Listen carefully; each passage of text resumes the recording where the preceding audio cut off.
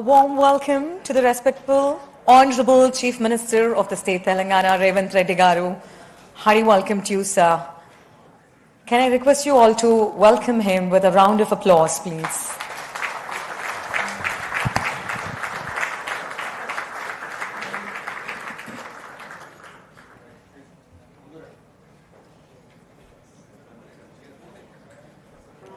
We'll just give 30 seconds for everybody to settle down.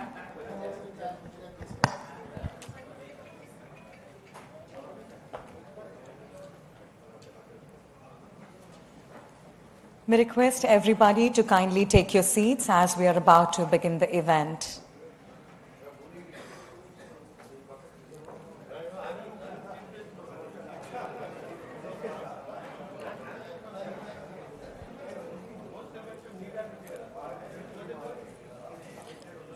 Shall I start? So shall I start? Yeah. Andarki namaskaram. Good evening. To the Honorable Chief Minister of the State Telangana, Revanth Reddy gariki, Honorable Chairman, Legislative Council, Gutta Sukendra Reddy garu, and to Honorable Deputy Chief Minister, Batti Vikramarka garu, Honorable Ministers, Honorable MPs, MLCs, MLAs, Chairpersons of different corporations, diplomats of various countries, eminent persons from the industry, healthcare, construction, hospitality, judiciary, subject experts, media, senior officers, state administrators, environmentalists, honorable dignitaries, I welcome you all to the presentation of the River Musi Rejuvenation. Ipudu Telangana Rashtra Geetam kosam మీ అందరినీ నిలబడవలసిందిగా కోరుకుంటున్నాము. I request you all to stand in the honor of Telangana state song. Thank you.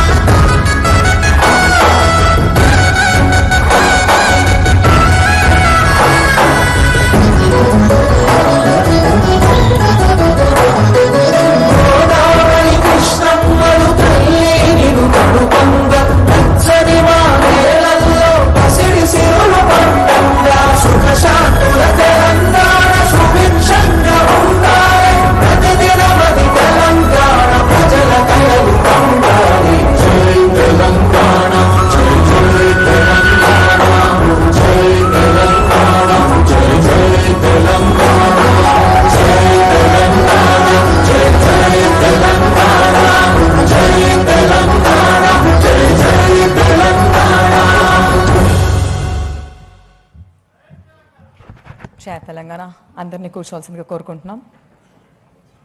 We would also like to welcome the honorable speakers and all the dignitaries here. Thank you. Requesting everybody to kindly settle down.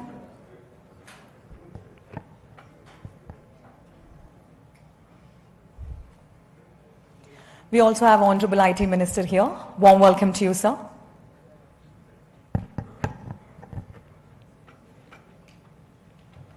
Yes.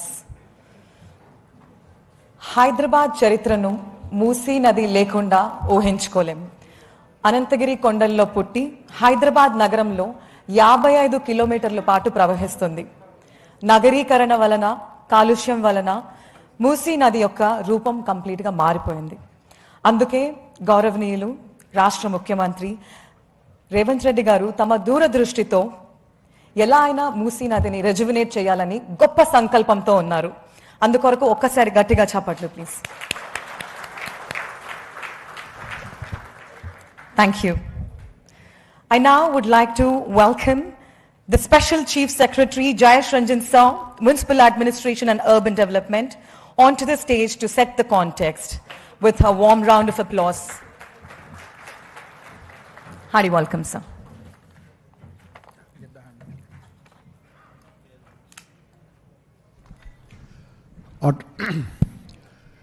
Honorable Chief Minister, sir, Honorable Deputy Chief Minister, Honorable Speaker, sir, Honorable Council Chairman, respected ministers, advisors, members of Parliament, members of Legislative Assembly, Legislative Council, representatives, chairpersons of various corporations, all our invitees, our guests, distinguished members of the diplomatic services, senior industry representatives from various verticals like manufacturing sector, healthcare, property development, entertainment and media, and all the domain experts who are here, all the environmental civil society organizations. To every invitee, we are very, very grateful. This is a one of its kind platform. You would not have seen something like this before. For the sake of transparency, for the sake of accountability, for the sake of consultation, such a wide platform has been created, and we are very grateful that all of you have responded. I mean, I see a full house. Some people are standing. Very shortly, we'll find chairs for all of you. Just bear with us. As all of you would know, within weeks of taking office in the year 2023, Honorable Chief Minister announced a slew of flagship projects. Of course, the 6 guarantees are well known, but there were other important developmental initiatives which were announced by Honorable Chief Minister. And to revive and rejuvenate Musi River was one of the important ones. I have had the pleasure of accompanying Honorable Chief Minister to few of his international visits. And I know for sure that wherever Honorable Chief Minister has gone, one of the first demands that he has put on us is that please find out if there is any water body, if there is any river, and how has that country developed that river. And in the process, Honorable CM has visited the Thames River, the rivers in Tokyo, in Seoul, and in so many other places as well. And everywhere we have seen that the rejuvenation of the river has created a huge multiplier effect for the economy of that city and of that country. And we all know historically why when the Asaf Jahis set up their dynasty, they chose the riverfront to establish all the important institutions. But obviously over a period of time, due to neglect, due to inadequate attention on planning, on resource support, the river today has become an embarrassment for us. In fact, I come from the north of the country. We have mighty rivers, we have bridges, and when you cross a bridge over a river, you get a sense that I'm crossing something. I mean, there is something very special which is happening. Here, when you cross any bridge over Musi, you don't even notice that you are crossing a river. It has become so insignificant, etc.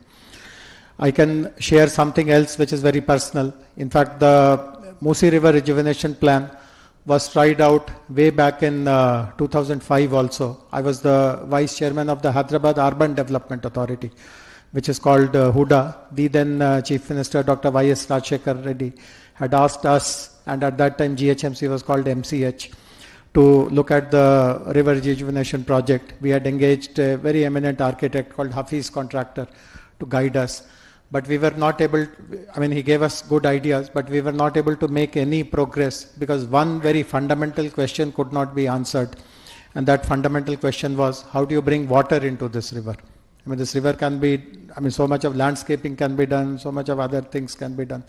And just because this fundamental question could not be answered, we could not make any progress over the last 2 decades. And I'm sure you will you would have read about it. One of the smartest river interlinking projects is happening here. We are now supplementing Godavari river water into this river to make it perennial, and obviously various other things will happen. The last point which I want to make is about the format of today's interaction. As soon as I finish, I would request my colleague, the Managing Director of the Musi River Development Corporation Limited, Mr. E.V. Narasimha Reddy, to explain using a presentation. We have engaged a very reputed consortium of agencies to prepare the master plan for this river rejuvenation. These are all international companies. It is led by a Singapore-based company called Mainhart, along with Rios of United States, Cushman and Wakefield, which is also a global consultancy, one of the big 5. So they have just about a month ago given us the detailed project report for phase 1 of the project. So my colleague will explain about what is there in the DPR. He will also provide a little bit of a historical context. Some of you might have seen some of the displays in the foyer when you would have entered. If you have not, please do look. Take a look before you leave. It has some amazing illustrations and pictures and historical markers of how this river has created an impact, a very deep impact in the history of the 435 years history of Hyderabad. And after my colleague's presentation, we would be requesting Honorable Chief Minister for his address.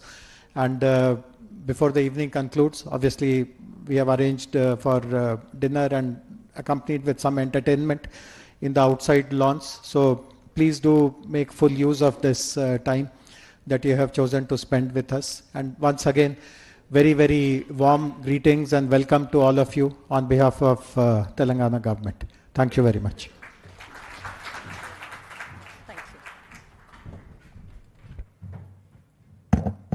Ladies and gentlemen, I now request the Managing Director of MRDCL, E. Venkata Narasimha Reddy Garu, to present Riverfront Development Project to all of us. Hearty welcome, sir. May I request a huge round of applause to you for the Managing Director of Musi, MRDCL. Good evening to all. Sir, with your permission, I will start the presentation, sir. Sir, as Special Chief Secretary was explaining what exactly the day is about. So Musi River has been there, and the Hyderabad happened along the Musi. But over the years, how Musi was polluted, how we are not able to make use of the river that is available to us. The nature has given this to us, but we, in the process of urbanization, the development, how we have changed the face of the river and how we are struggling today. I would like to take this presentation in 10 points. Basically, so just I will give the context of the Musi, the current crisis, what is the crisis now, and then I go to the global benchmarks of the riverfront projects across the world, across India, government's vision for Musi development, what exactly the leadership is now thinking of, and what is the vision for 55 kilometers which is going to be in the second phase also, the phase 1 planning, what it is, and the DPR components. And then we also talk about the river hydrology. When we talk about the river, we have to talk about the hydrology and hydraulics. So many people are having some misconception on the river thing, whether we have done the hydrology or not. I will be trying to explain that also. And prevention of sewage flows. When we talk about the river, we have to curtail the sewage flow into the river also. So what exactly we are doing on that? And then multi-use buffer zone. Why the buffer zone is very important, what the rules say, what the government of India says, all these things also be spoken about. And then Gandhi Sarovar, where the historical importance of Bapu Ghat and how the Gandhi Sarovar is shaping up. Then the east-west mobility corridor, how the decongestion of Hyderabad is going to happen with this very good project. And then the last and not the least one, but it is very, very important. I welcome Honorable Minister Revenue. Also, please join us, sir. The last one is the cultural integration. Hyderabad is known for the culture and also secular Hyderabad. So, how it is going to be connected through the Musi? This is also very, very important. Under these 10 topics, I am going to cover the entire vision of the government. So, just to see the historical background, this is the picture of 1892. So, this was taken by one photographer called Deen Dayal in 1880s. Hyderabad was founded in 1591 and it grew along the Musi in the Qutub Shahi dynasty. Then the river provided water for agriculture, trade and daily use. So, this was the river which was giving even the drinking water at that point in time. For 300 plus years, the Musi was the city's ecological balance. This is the backbone of the city, actually where Hyderabad has grown. This is the picture of that time and how it was, and agriculture was happening, everything was happening. Then what is this Musi about? So, Musi rivers starts from Anantagiri hills, and there are two rivers actually. When we talk about Musi, we have two rivers, one is Musa, another one Isa. These two come and merge, confluence is at Bapu Ghat. That is called Bapu Ghat now. In between, after 1908 floods, two reservoirs were constructed. Before 1908, there were no reservoirs. 1908 floods have made us to have the two reservoirs. This is basically for the drinking water, not only for the drinking water, but flood control. That was the measure that was taken. Usman Sagar started in 1911 and constructed in 1920. This starts from Anantagiri hills and it flows up to 55 kilometers and reaches Usman Sagar. And another river called Isa, this starts in Pargi area and this starts and comes 49 kilometers and comes to Himayat Sagar. This was constructed and completed by 1927. So, 1920 and 1927 these two reservoirs were constructed and that was supplying the drinking water for Hyderabad as well.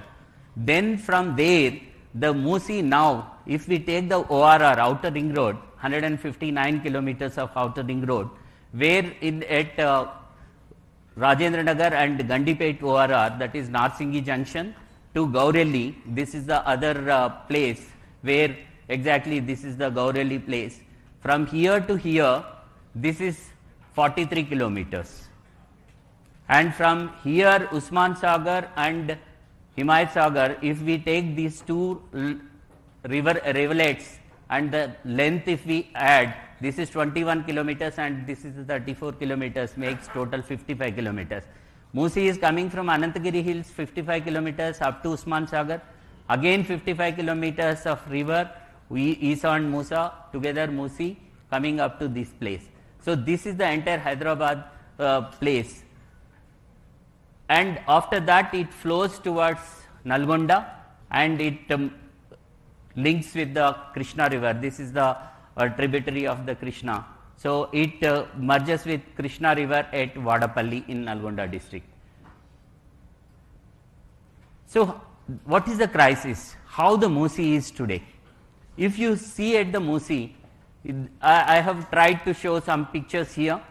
Musa Nagar location near Old City, encroachments in the buffer zone. See how after floods, how they are suffering. And location at Musarambagh bridge, lot of garbage, untreated sewage, everything is coming here. And at Chadarghat Causeway bridge, solid waste dumping is also happening.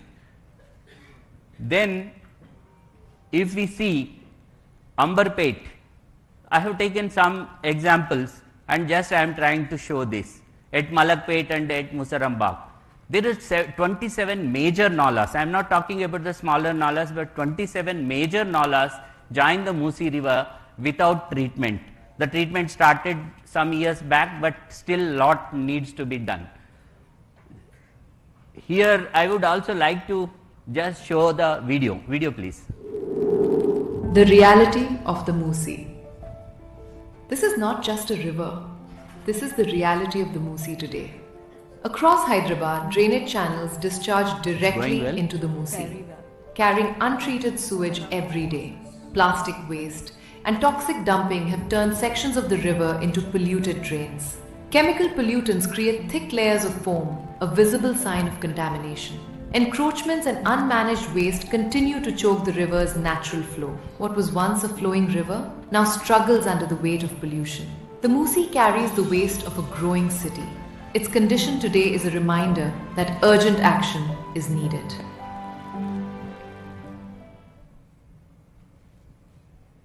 This is the urgency where we are today.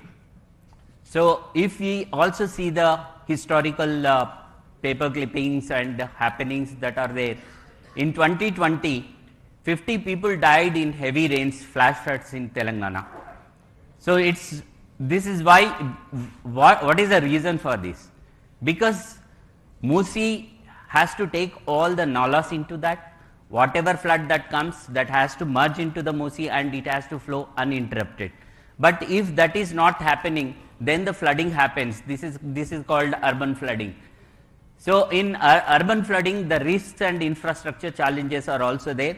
This is one thing that happened in 2025. This 2 dead, 2 missing in rain related incidents, parts of city waterlogged, complete city waterlogged. And this is 1,000 plus families have to be displaced, heavy rain pounds Hyderabad, and location this is Shankar Nagar in 2020 and this is 2025 news item. Please video please. Hyderabad. Musi river overflowing, houses. Person Hyderabad is going. battered by intense rainfall, plunging the city once again into chaos.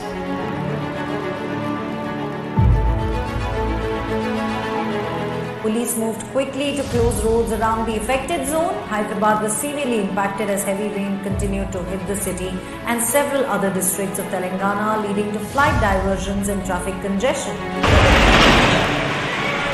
As the city's old city faces severe flooding, forcing hundreds to evacuate. Death toll has now gone up to 34. The forces have also joined into the rescue operation to safely evacuate.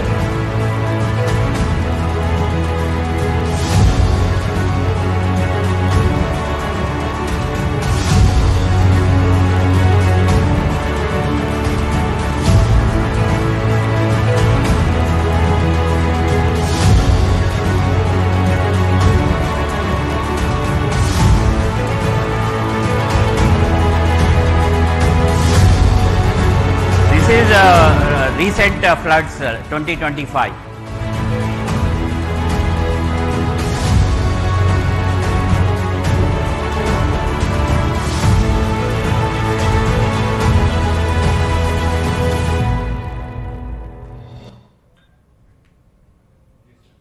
This is how havoc the heavy rains are doing in Hyderabad.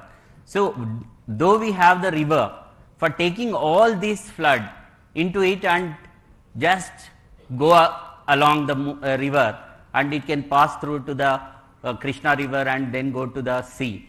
But because of various obstructions and other things, it is not happening. So, that is the crisis. Added to this, the climate change that is also there. As we have seen, within 24 hours, we are seeing 25 centimeters of rain, 40 centimeters of rain.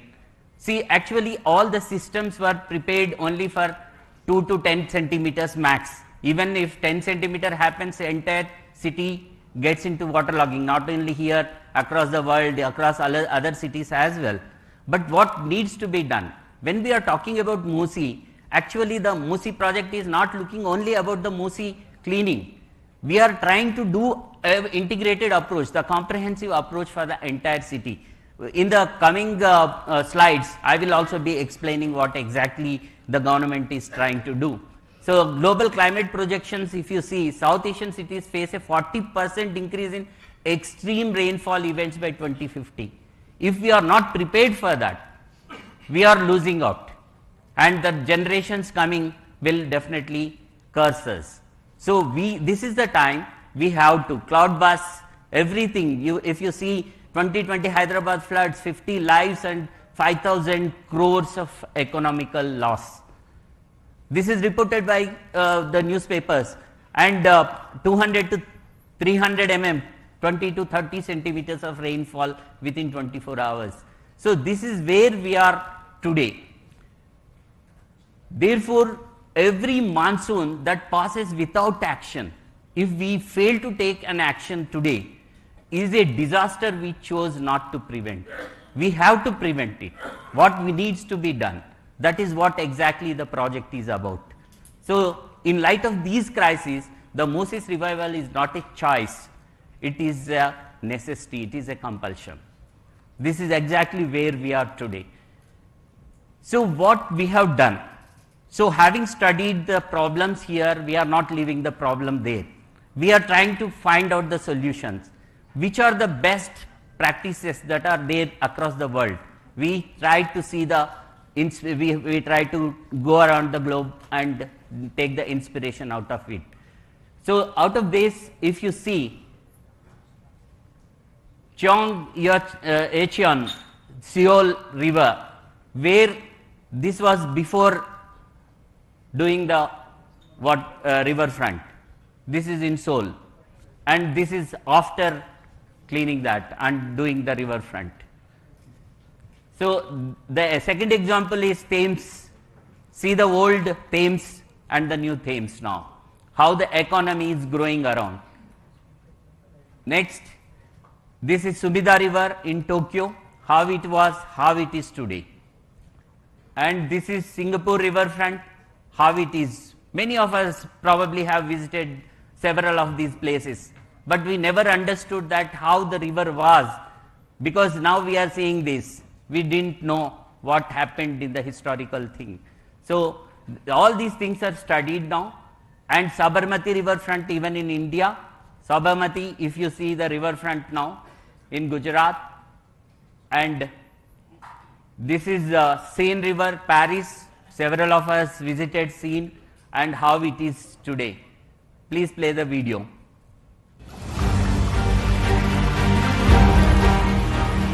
Once, many great cities turned their backs on their rivers. Pollution, encroachment, forgotten waterways at the heart of growing cities. But vision changed their course.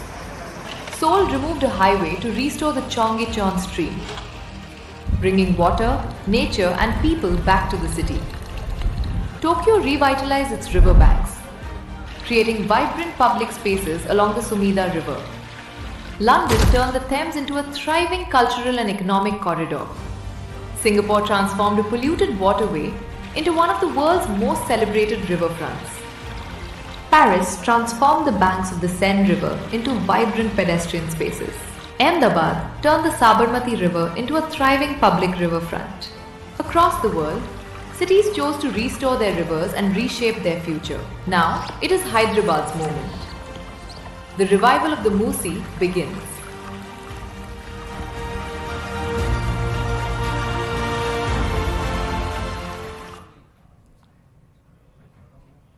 So, I spoke about the crisis, and we have also seen several places across the globe and what are the practices that they have taken up and how the rivers are now shaped up. And after seeing this, the leadership today is very committed to that. That's the reason a team led by Honorable Chief Minister himself has taken to the various places along with media. Let me also be very clear so that everybody can understand. And the cabinet colleagues of Sir and also the senior bureaucrats to study this. The vision, leadership, commitment, see Dubai, Singapore, London, Tokyo, all these places were visited by Honorable Chief Minister. And the teams were sent again to study what they have done, what we need to do for Musi. Please play the video.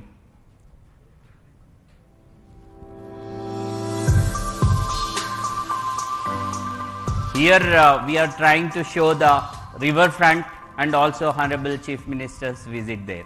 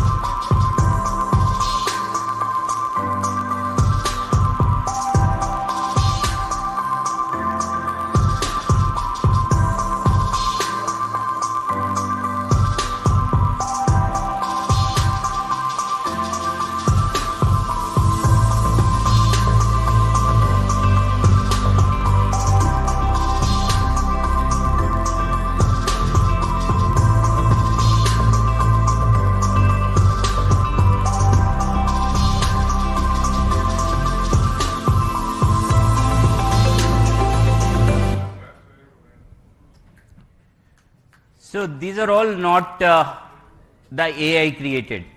These are actuals. And Honorable Chief Minister visited that. So when we are trying to show the vision, people are thinking that AI, but that is based on the actual study that is done and the pictures are presented here. I request all of you, while going back again, once again see, this is possible. This is possible, but the commitment from the government that also been shown. So this is the right time. We have to arise and we have to see that this happens.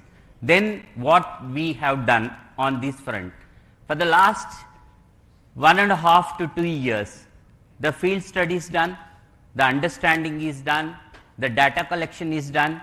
First, data collection is very, very important. After data collection, that is collated, and then the study happened, and we are coming out with a plan. The plan will be implemented. I am trying to just showcase the plan. What we are exactly thinking of. In this particular thing, Hyderabad is going towards blue and green Hyderabad. As you are aware, already we have a beautiful ecosystem here. We have 1,000+ lakes within Hyderabad's jurisdiction in the Cure area. Now we are calling core urban region economy area. Within that, about 2,000 are there, but we are going to take up at least 1,000 lakes. Already the activity started, rejuvenating or lake improvement happening, and that will go on. That is one. This is a lake system having the chain system. One lake is full, then the overflow of that lake comes to the other one, second, third one, and then it comes into the Musi. So we are also targeting that, that is also happening. Then the clean river, what does it mean? There is no sewage flow into Musi. How to treat this, where to send this, how to utilize the resources that are available. Second is the flood mitigation. I have shown how the floods are making havoc in city. So this is also very important to save the lives and properties of the people and also to thrive the economy in Hyderabad. So flood mitigation measures, accessible riverfront. When the river is there, people have to enjoy the riverfront. They have to have that ecological balance and they have to enjoy the riverfront so that the public spaces have to be improved. Connected city. See, river is there, how to connect it. So the mobility is also another factor that is also considered in this project. And sustainable development. Every development that is taken up has to be a sustainable development. These days we are talking global SDGs. With this river, at least we are attempting to have 6 sustainable development goals achieved into this. This is what exactly. And we have very rich heritage. Probably some of you might have seen what we tried to show from Vishnu Kundins now to the present day, how the history has shaped up and how the history has given invaluable heritage to Hyderabad. We have to restore it and protect it. And the most important thing is with all these things, now you have seen all the videos of Tokyo, Singapore and London, every city, the economy is thriving next to the river. Night economy is there. So why not we have, so that the people can also work in the nights, blue collar jobs will come and they will earn very good amount to live, livelihoods improvement. Then we have also done some analysis and compared with other rivers. So in the Seoul, the Chong Yecheon river is developed only 5.8 kilometers. What we have seen is only 5.8 kilometers. And Sabarmati riverfront in phase 1 they have done 11.5 kilometers. In phase 2 now they are doing 13 kilometers. Subida river Tokyo 23.5 kilometers. Seine river in Paris 29 kilometers. Thames London 39 kilometers. Musi phase 1 itself we are taking up 21 kilometers. So comparables, we are trying to compare with the world global best practices. And Musi full vision will be 55 kilometers, the balance will be taken up in phase 2. So how it is going to help the economy? When we talk about the economy, Honorable Chief Minister always speaks of the night economy and economy around the river. What exactly that means? Most of the people may not have understood this. We will try to just explain here for these rivers. 5.8 kilometers of Seoul river, when it was done, urban stream corridor is developed and 50,000 plus daily visitors are going there, just 5.8 kilometers. And 9 plus billion USD investments have come next to the river. And 190 million tourists over 10 years. So this will become an economic hub. This is how Seoul has taken the advantage of the river. And then come to the Thames river, 39 kilometers, 27,000 plus daily visitors, 2.98 billion USD economy, 1 lakh plus employment opportunities. This is what exactly we are speaking about. And Sumida river Tokyo, 23.5 kilometers, 1.5 lakh plus daily visitor every day, 1.5 lakh people visit that, and 67.14 billion USD investments have come along the river, and over 30 million plus tourists visits annually. And Singapore riverfront 3.2 kilometers only, and here if you see 40,000 plus daily visitors, probably among the August house, probably 40 to 50% people might have visited this place. 23.9 billion USD in revenue per annum and 16.9 million tourists annually. When these many tourists come, the employment also comes. So for the local youth, local people, lot of employment can be created. Seine river, 40 million annual visitors, 29 kilometers and 7.4 million job opportunities. 30% of the economy is driven by tourism. This is very, very important. See, Paris, everyone knows tourists go there. The Eiffel Tower is on the river Seine. So here, if we have something of that kind, the global tourists can also come in, not only the domestic tourists. Sabarmati riverfront also 11.5 kilometers, now it is shaping up, 85,000 plus job opportunities created.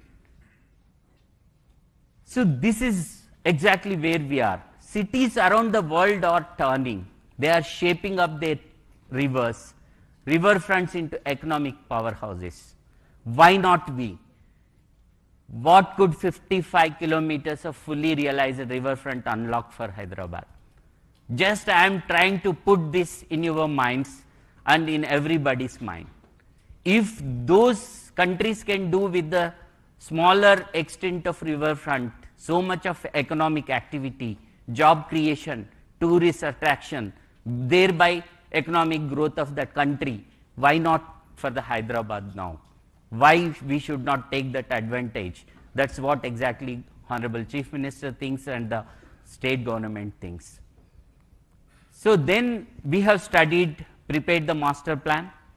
In the master plan, this is in two phases. Phase 1 is for 21 kilometers and 55 kilometers master plan also. I am trying to just show how we are proceeding further.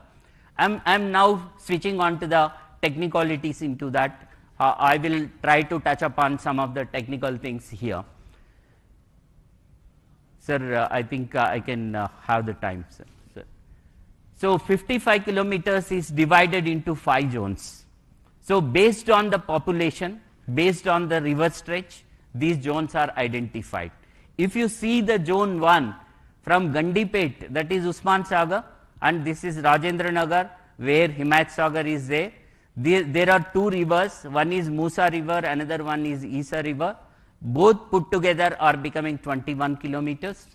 And thereafter, this becomes only single river called Musi, and this flows in zone 2 up to Purana Pool 6 kilometers, and from Purana Pool to MGBS it is 4 kilometers, MGBS to Uppal 8 kilometers, and from Nagol on to Gaureli exit ORR on the east side is about 16 kilometers. So this entire stretch is 34 kilometers and this is 21.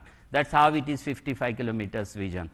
So in this, why this is zoning is considered? This is the new development that is happening.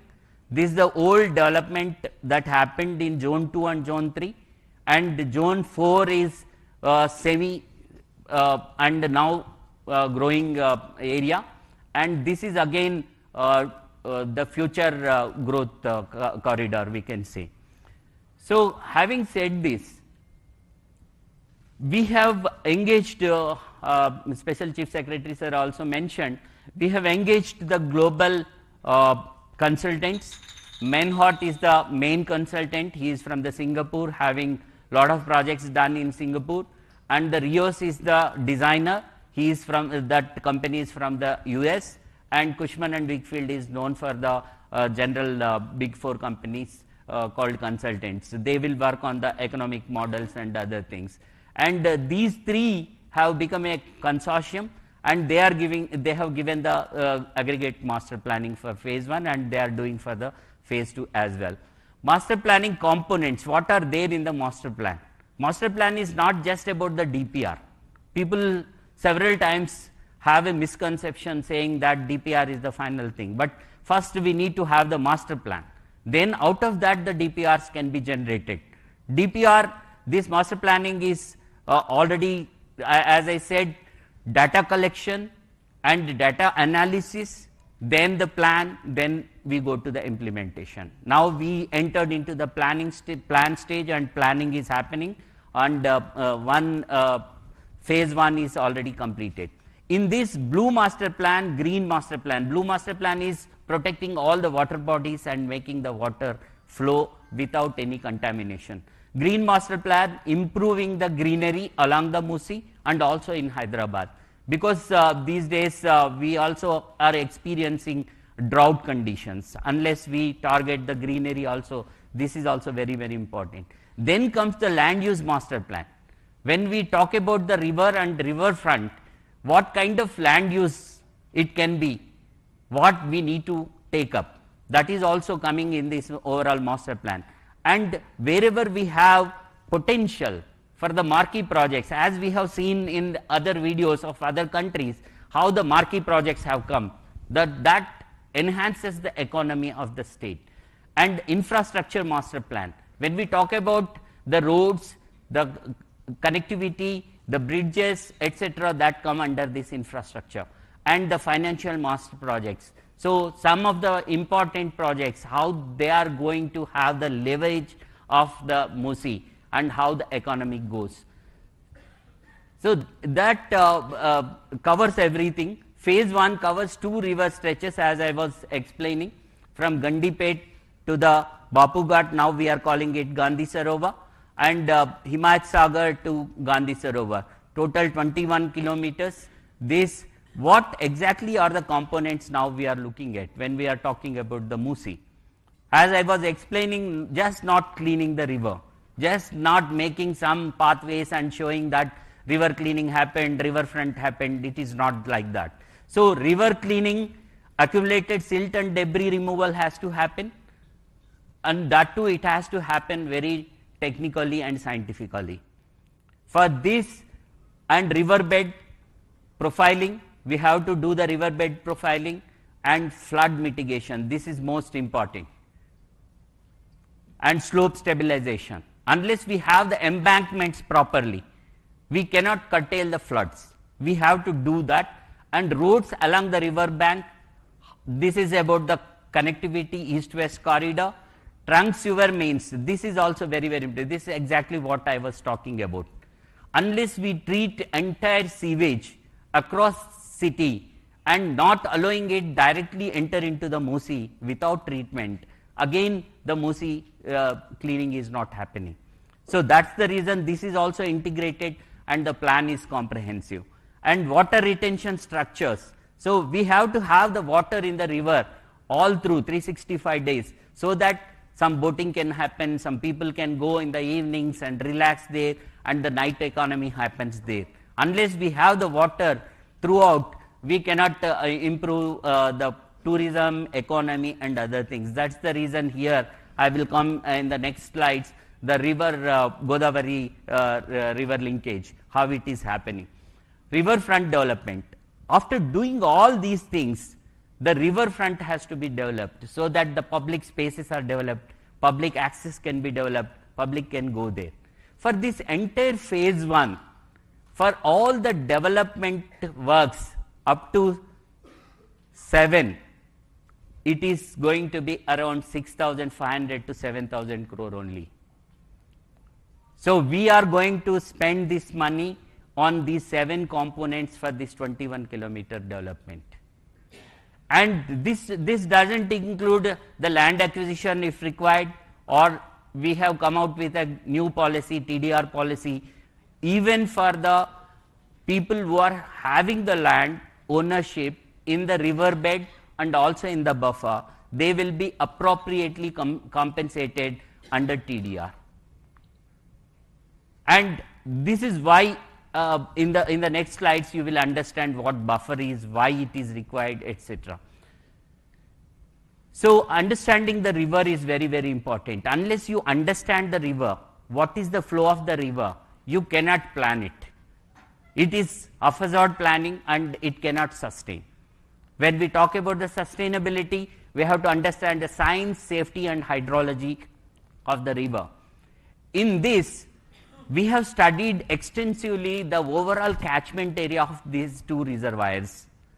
The Usman Sagar reservoir catchment area is 740 square kilometers. As we were telling, it starts from Anantagiri and comes up to Usman Sagar, Gandipet. And Himayat Sagar reservoir, the catchment area is 1362 square kilometers. This starts at Pagi and comes up to Himayat Sagar. The blue one is the Gandipet one, and this green one is the Himayat Sagar. You can see Himayat Sagar here and Gandipet here. This is the catchment area.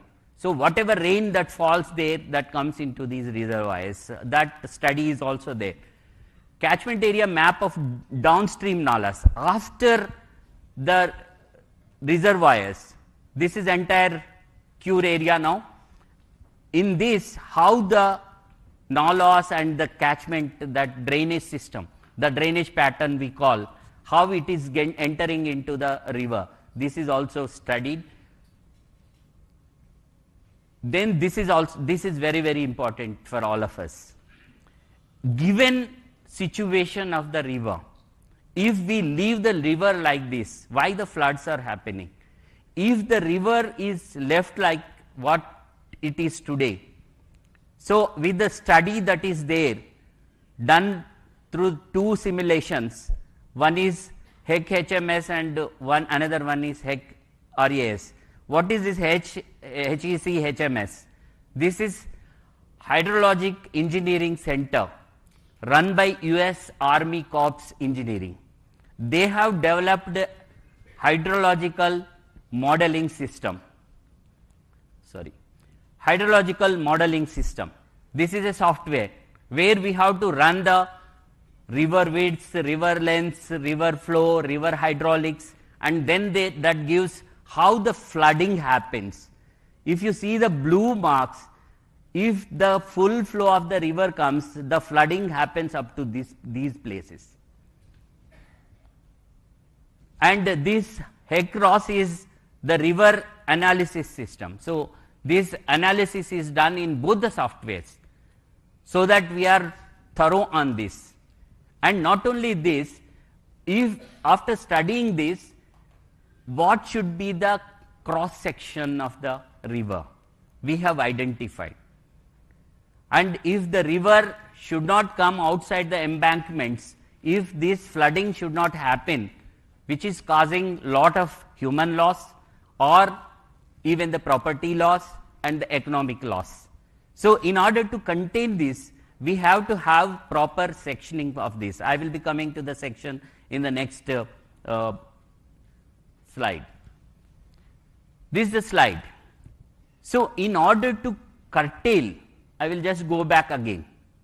If the section is properly done, giving the river back of its property, river ki property undi, దాని property దానికి మనం ఇచ్చేస్తే అది బయటకు రాదు. So దాన్ని మనం చేయాల్సిన అవసరం ఉంది. సో ఓవర్ ద ఇయర్స్ మనమే ఎక్కడెక్కడో కట్టేసుకొని ఉండొచ్చు. అలా కాకుండా రివర్ని సరిగ్గా దాన్ని ఎంత వాటర్ పోవాలి ఫ్లో అది మనం అలో చేస్తే అది బయటకు రాకుండా ఉంటుంది. This modelling shows that, and after this we have arrived at this section.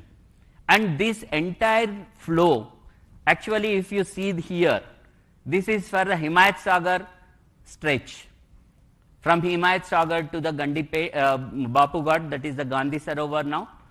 Up to that, after study, this is 1.53 lakh cusecs of water. In the 2025, actually the maximum flow we have taken from Himayat Sagar was only 36,000 cusecs. But this Himayat Sagar was designed for 1.53 lakh cusecs. Unless we see the downstream of the river properly and do the section, again the floods will happen. That's the reason we have taken National Institute of Hydrology, Roorkee also on board, and they have also vetted it and certified. Based on that, from the river, middle of the river, on both sides, if we maintain 100 meters including the buffer, the river will flow like this. The river will flow 1 in 5 years or 1 in 25 years. This is return period, what as per the technical term it is called. This takes about 60,000 cusecs. So whatever flood that happened in 25, 20, etc. can be arrested here only. But the upper promenade, if we see, that is called high flood level. This is the 520 meter. High flood level, this is about 124 meters. If we take this 124 meters also for the river, this is called river basin. So if we factor this and do the embankment like this, in return period of 100 years, the water will not come outside. That is the study. That means in 1 in 100 years, 1% of chance, but 1% of chance also we cannot take with the river. That is the reason the section is decided with this, and rest is the buffer. On this buffer, the promenades are coming. This is called lower promenade, this is upper promenade. On one side within the buffer zone we will be having a 6-lane 30-meter main road, and on the other side only the service road with 9 meters. Rest of it will be the most of it is the open spaces for the public. And we have also done for the second stretch. Of course, we have done for the entire Musi, but I am just trying to show only these two stretches in the phase 1. This is a hydrology study for Usman Sagar up to Gandhi Sarovar. Here also you can see how the flood plain is, and after section how it will be. The section of this area is, the bottom width is 60 meters and the full flood level is 104 meters, this one, and rest of it is same. From middle we will be taking 100 meters both sides. So complete within 200 meters, 1 in 100-year flood 26,300, but it can take easily 60,000 cusecs. Even if the cloud bursts are happening, climate change causes are there, then also this will take the entire flow only in the river. It will not spill over into the floodplain, not causing any damage to the. So this is how the section will be. So we will be having a toe wall constructed, and slopes will be created so that the speed of the river cannot be obstructed. The river will flow. This is the lower promenade and this is the upper promenade. On the upper promenade, see, if you see here, this is the lower promenade. On the upper promenade, this slant, we will go for the greenery or different combinations. We can also with Gabion structures or any wherever, if the speed is required, if the slant slopes are not withstanding, we have to go with the CC, but we have worked out for every 30 meters. See, why we are talking about buffer? It is not the state's thing, but it is the Central Water Commission, Ministry of Jal Shakti, which says how the river has to be protected, what needs to be done. If you see this graph, exactly what it says. This is 1 in 5-year return period flood. It is a protected area. When we say protected area, there is no construction allowed. This is the river bed. So river bed, no construction is allowed. Then 1 in 25-year return. That's what exactly I was trying to show. 1 in 25-year return period, that is called regulatory area. This regulatory area in fact is the buffer zone, including a part of 100-year return also.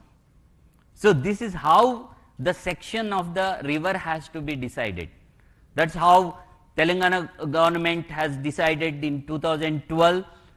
GO 168 clearly says 50-meter buffer for the river in the municipal corporation areas, and it was reiterated in 2016 by GO 7. It is 50 meters buffer on both sides of the river. This is very clear in GO 7. So this is exactly the study. This is not from out of blue, or it is the state's thing. It is as per the CWC norms. And also the National River Conservation Plan, this also very clearly says what can be taken up in the river zones, riverfront zone. So riverfront zone, what exactly now we are planning? Approach roads and open spaces, public spaces, cycling, trekking. So all these, see, the idea is that some people will come, evacuation can easily happen if there are any flash floods. That is the reason in the protected area, no permanent construction is allowed. So that is a working place. Somebody can come and go. If we want to stop it, we can stop. Residential is not allowed. That is very important. People can also refer the guidelines Source is Technical Guidelines on Floodplain Zoning, Central Water Commission, again issued in July 2025, based on various Supreme Court orders, national NGT orders, and all these things. I request all of you, please do study that. So then we are coming to how the river will be cleaned. So one is completely cleaning it. It is not possible because there will be some toxins and other things. When we have to disturb them, we have to disturb them in a proper condition. But it can happen over a period of time if we substitute that water with fresh water, the surface water.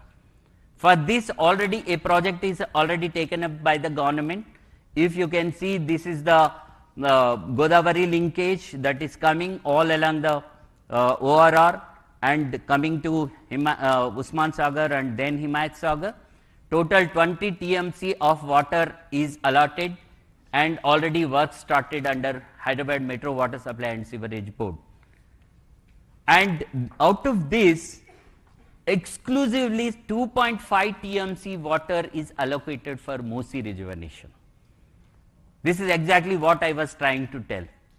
So in the river, all through 365 days, there will be water, that is the fresh water that comes from the river Godavari. So this is the river linking project, special CS was also mentioning. So this is one, getting the fresh water there. Then what is the second thing? Second thing is we have to treat the sewage in the entire city. Sewage treatment and trunk sewer mains. After treating or before treating, we should not allow the sewage to pass into the river. So what exactly now it is happening on the sewage front? This is another very important thing. So if you see, there are STPs already existing. Here a representative photo already functional, this one Ambapet. 772 MLD existing STPs 25 are there and 1106 MLD already commissioned and works are going on in good pace 27. 972 MLD ongoing STPs under Amrut scheme 39 are under progress.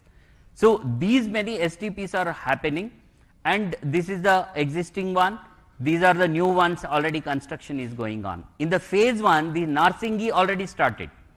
The STP work is started. What remains to be done? What remains to be done is taking the nalas into consideration. Along the Musi, we have to have the diversion drains. And these are bigger ones, red ones are the existing STPs.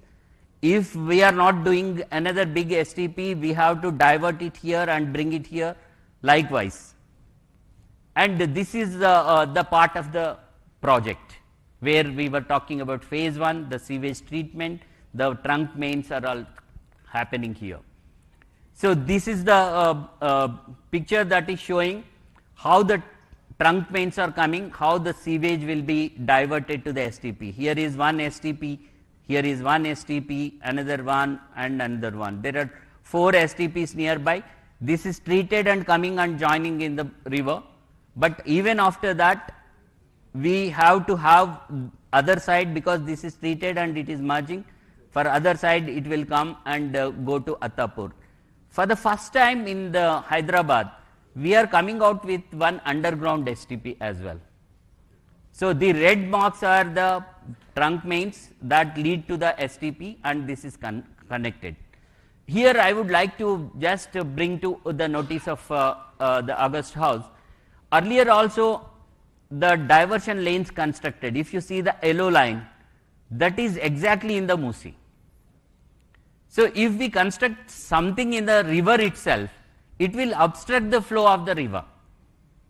So what we are doing as part of the project, we are shifting this also onto the river edge, that is into the buffer.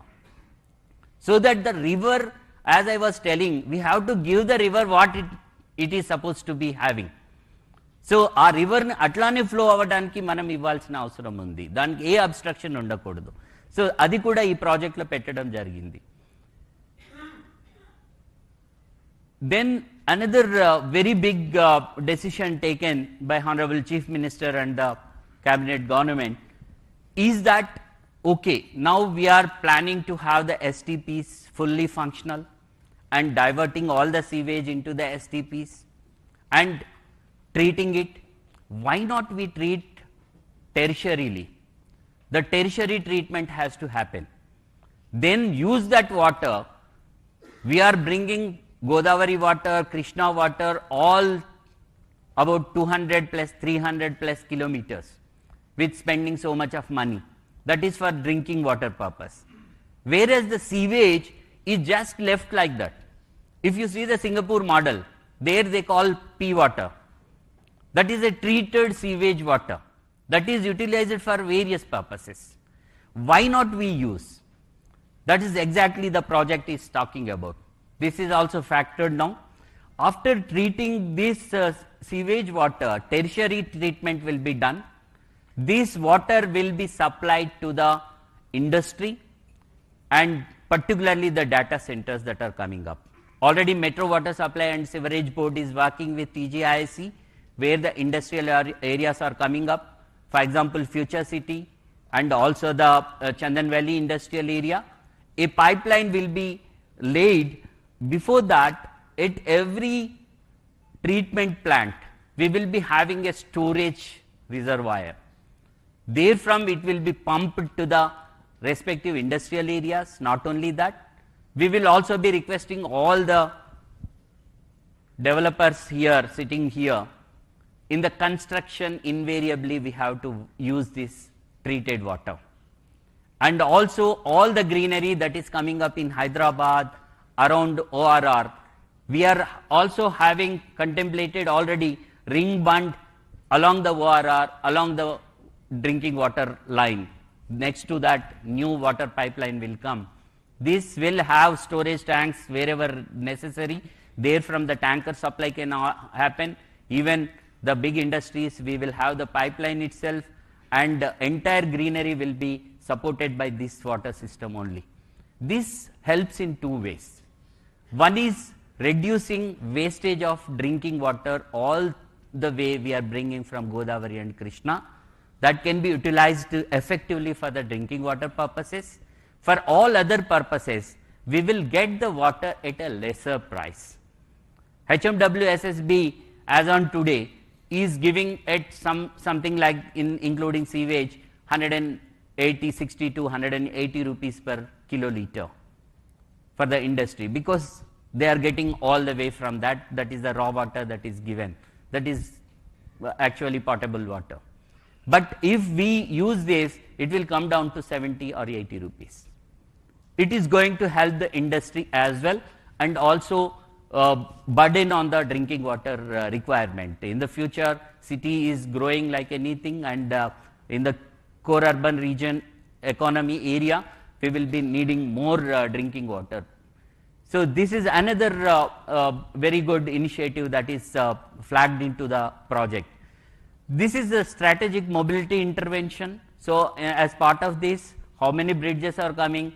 And as I was talking about the retention of the water, there will be one barrage here, one barrage at Narsingi, another one at Gandhi Sarovar, so that the water always remains along this river. And this can enhance the tourism, enhance economy, enhance activity, and also the everything in this particular area. Total 14 number of bridges, out of which about 9 are new proposals, 5 are old upgradation. As you are aware, some of them are low-lying causeways which needs to be uplifted. That is also being taken up under this. This is entire costing, as I was showing, this is within the 6,500 to 7,000 crore. So this is riverfront and public recreation spaces. So as I was talking about how the buffer zone will be used, restoring Musi and reconnecting the people. Musi has to be connected to the people. They are the important stakeholders into the entire project.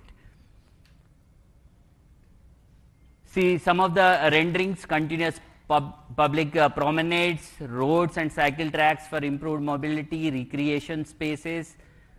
So this is exactly as per the section I was talking, the river section, whatever pictorial proposal is shown now, the images shown now are to the scale actually. As per that only this planning has happened. These are the public amenities. Please play the video.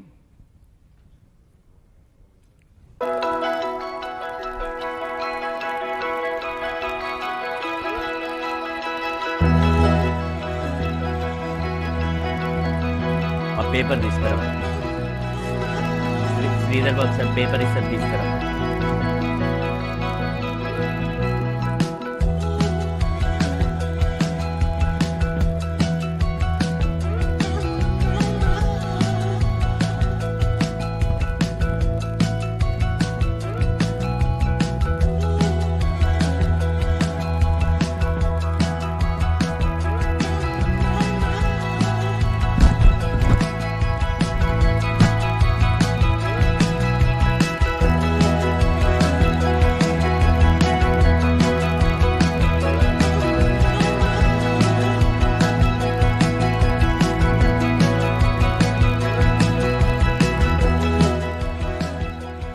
ఇక్కడ greenery కూడా చూస్తే మనము నేచర్కి దగ్గరగా ఉండేట్టుగా ఎక్కువగా plan చేస్తున్నాం.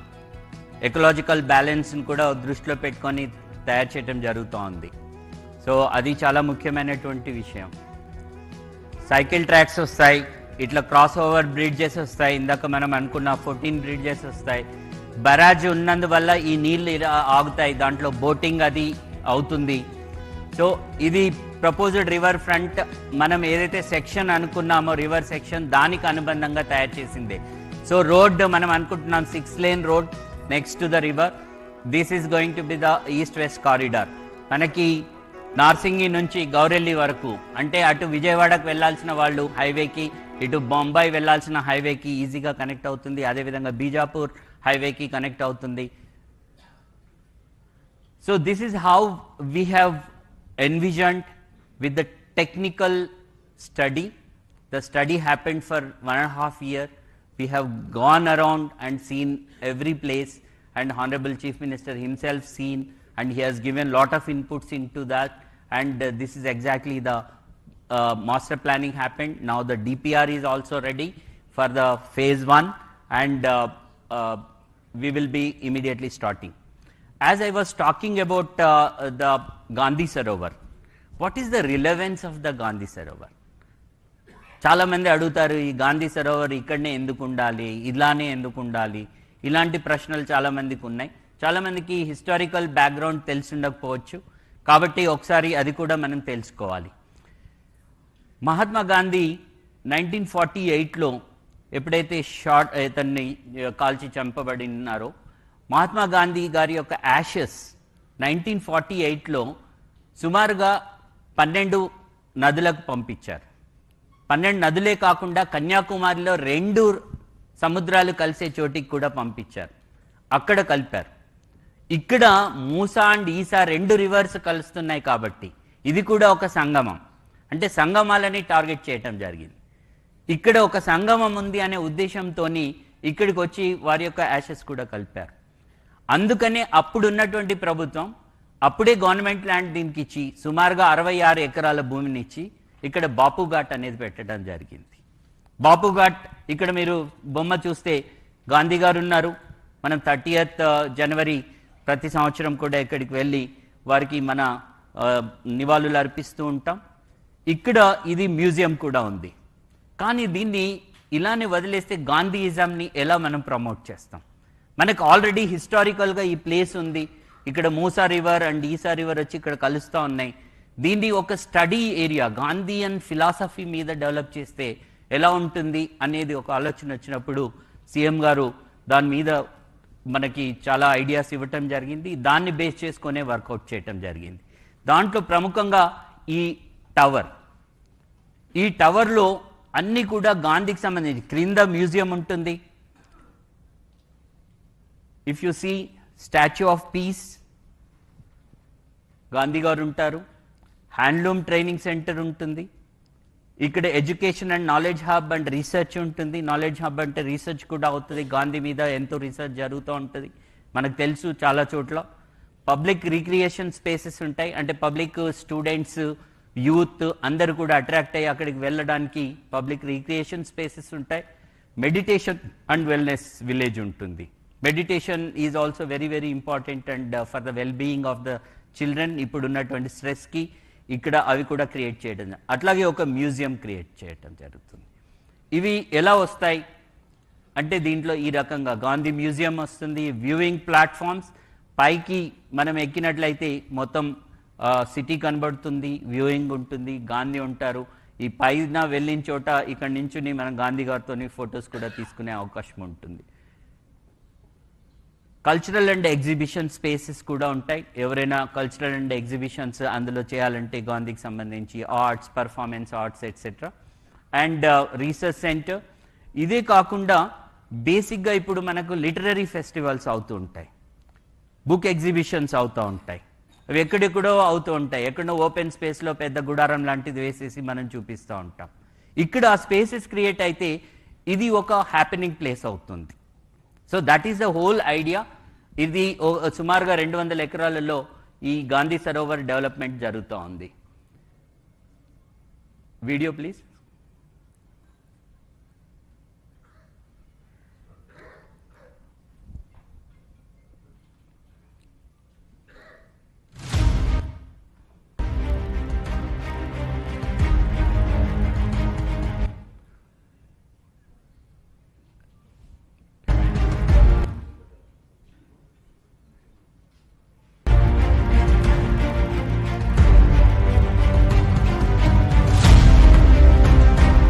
Sound తగ్గి. ఇక్కడ చూసినట్లయితే మూసా ఈసా రివర్ వస్తుంది. ఈ రోడ్లు ఏవైతే ఉన్నాయో ఈస్ట్ వెస్ట్ కారిడార్, సారీ,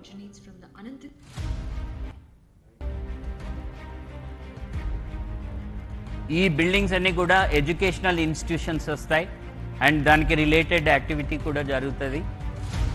ఇది ఇక్కడ ఇప్పుడున్న ట్రయాంగిల్, ఈ రెండు రివర్స్ కలిసే చోట ఇది కాన్ఫ్లుయెన్స్. ఇది east west corridor elevated road వస్తుంది. నార్సింగి నుంచి వచ్చి ఇది గౌరెల్లి వైపు వెళ్తుంది. అండ్ ఇది గాంధీ గారి చెరకాలాగా తీసుకొని దీన్ని ఒక లండన్ ఐ లాంటిది ఫెరీస్ వీల్ పెట్టడం జరుగుతుంది. ఇక్కడ ఒక ఆడిటోరియం వస్తుంది. ఏవైనా యాక్టివిటీస్ గాంధీకి సంబంధించిన కానీ మిగతావి జరగడానికి కూడా మనకి ఇందులో అవకాశం ఉంటుంది.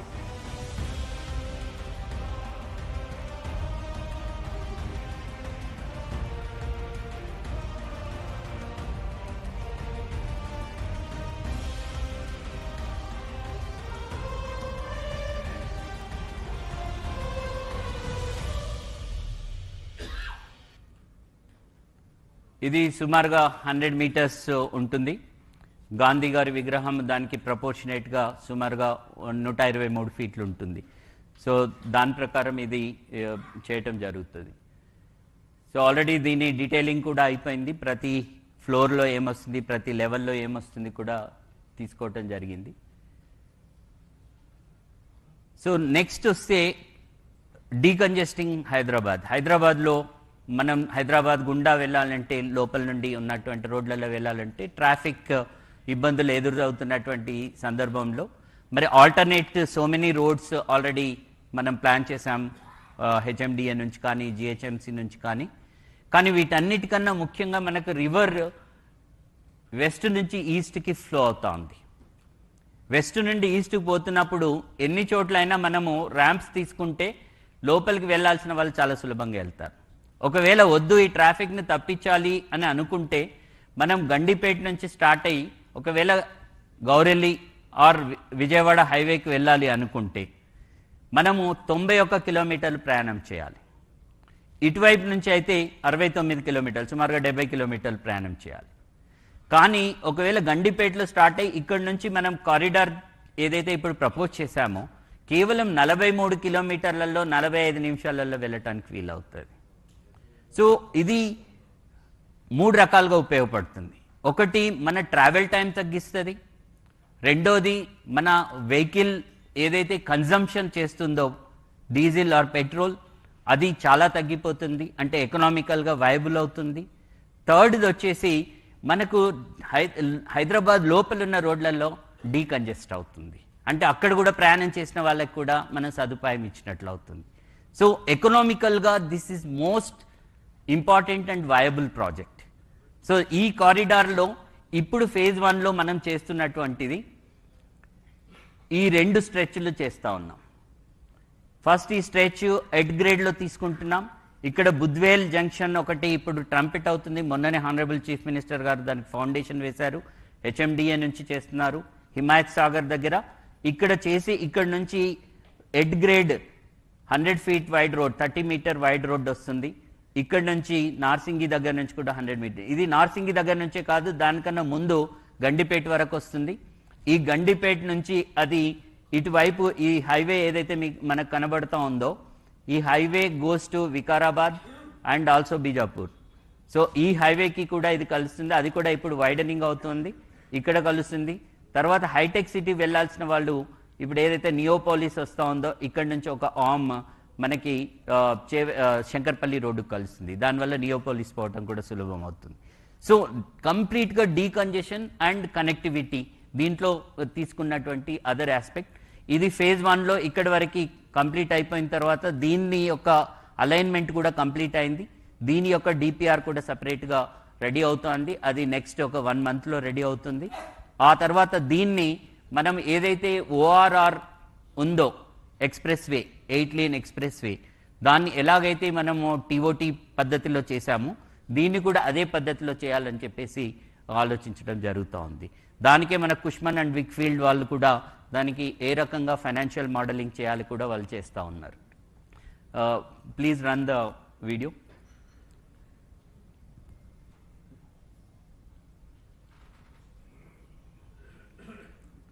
Just it is a representative video.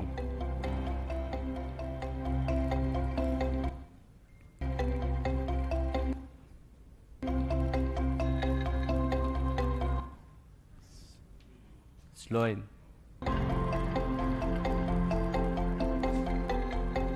This is again 6-lane road, expressway.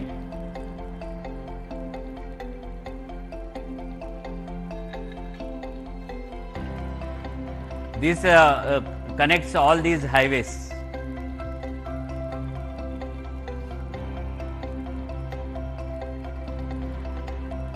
The black one is the at grade and red one is the elevated corridor. Elevated corridor starts from Gandhi Sarovar and Attapur there is one exit, Purana Pool another exit, Salajang Museum another exit, Naya Pool, Chadar Ghat, Musaram Bagh, Nagol, and then seamlessly goes to Gaureli.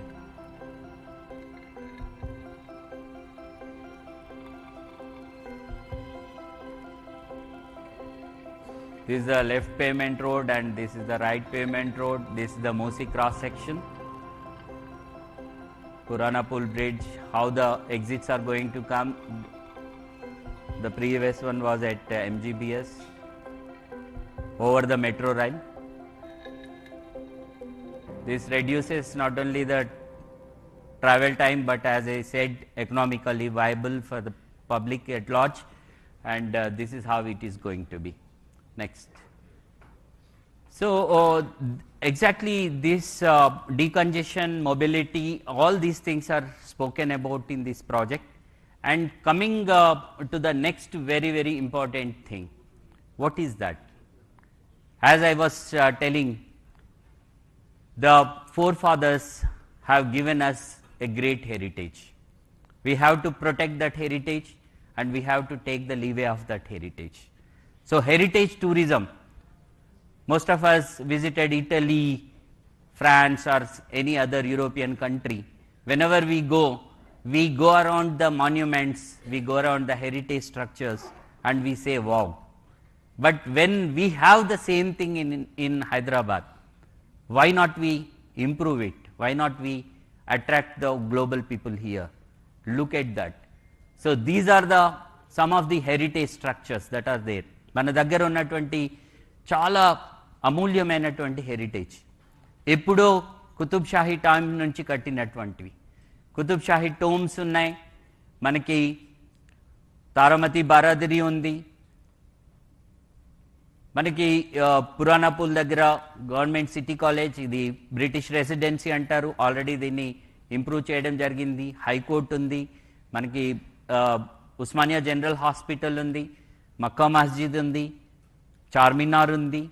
మనము పురాణాపూల్ దగ్గర దిగితే 2 నిమిషాలలో మక్కా మస్జిద్కి వెళ్ళొచ్చు, చార్మినార్ చూడడానికి వెళ్ళిపోవచ్చు. So మొబిలిటీతో పాటు వీటిని కూడా ఇంప్రూవ్ చేయటం స్టార్ట్ అయింది. ఆల్రెడీ మనము వరల్డ్ మాన్యుమెంట్స్ ఫండ్ ఇండియాతోని ఒక అగ్రిమెంట్ కూడా చేసుకోవటం జరిగింది.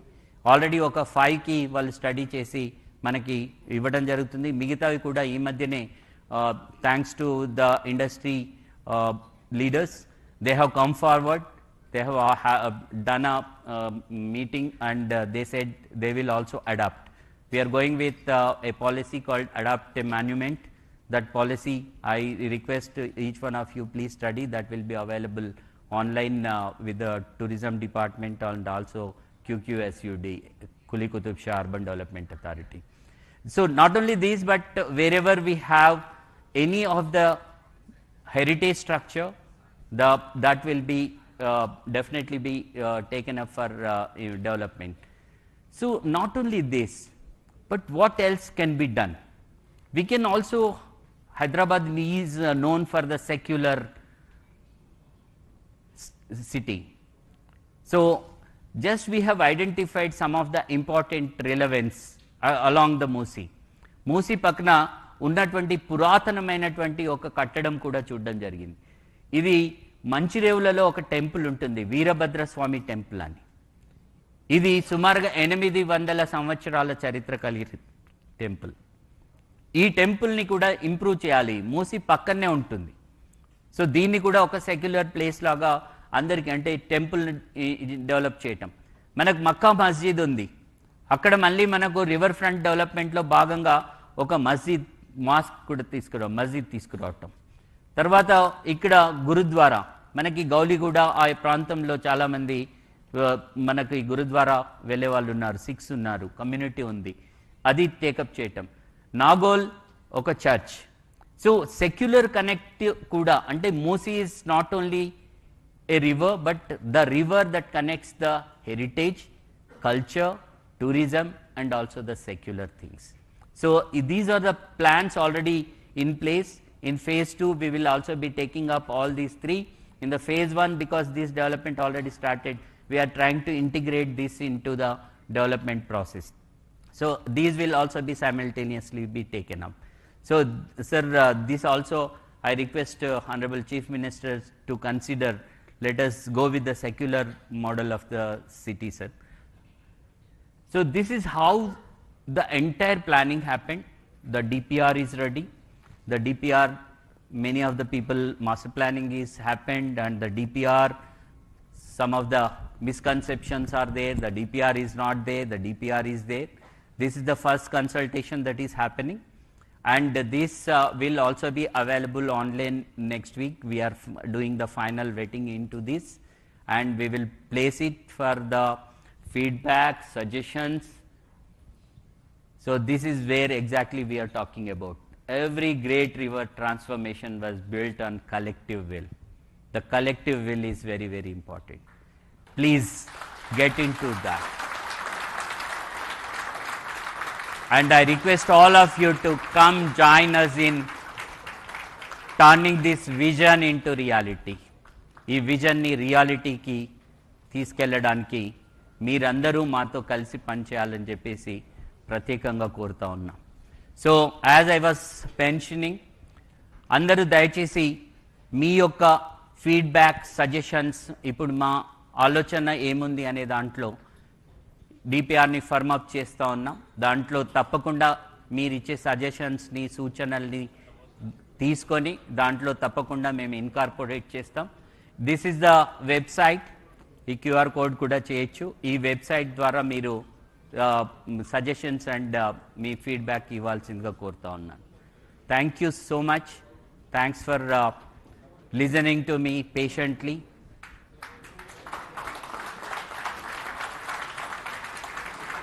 and I tried my level best to put forth what exactly this project is about, what exactly the government is thinking of, the collective will, what I was telling.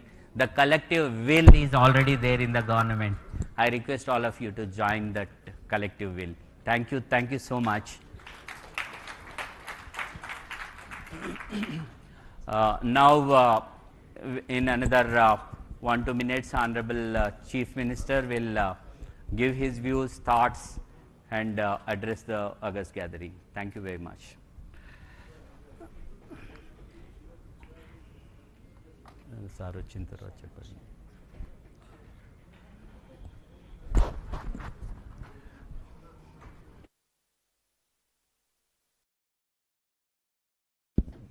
Check. Can we put the podium mic on, please?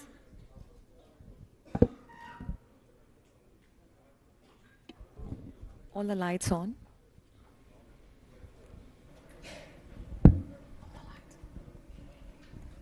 Check. Firstly, ladies and gentlemen, that was a wonderful, insightful presentation by Narasimha Reddy Garu. Big round of applause for him.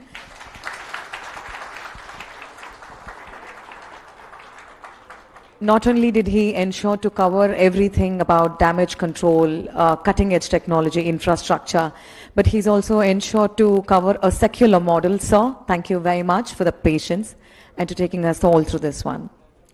Yes.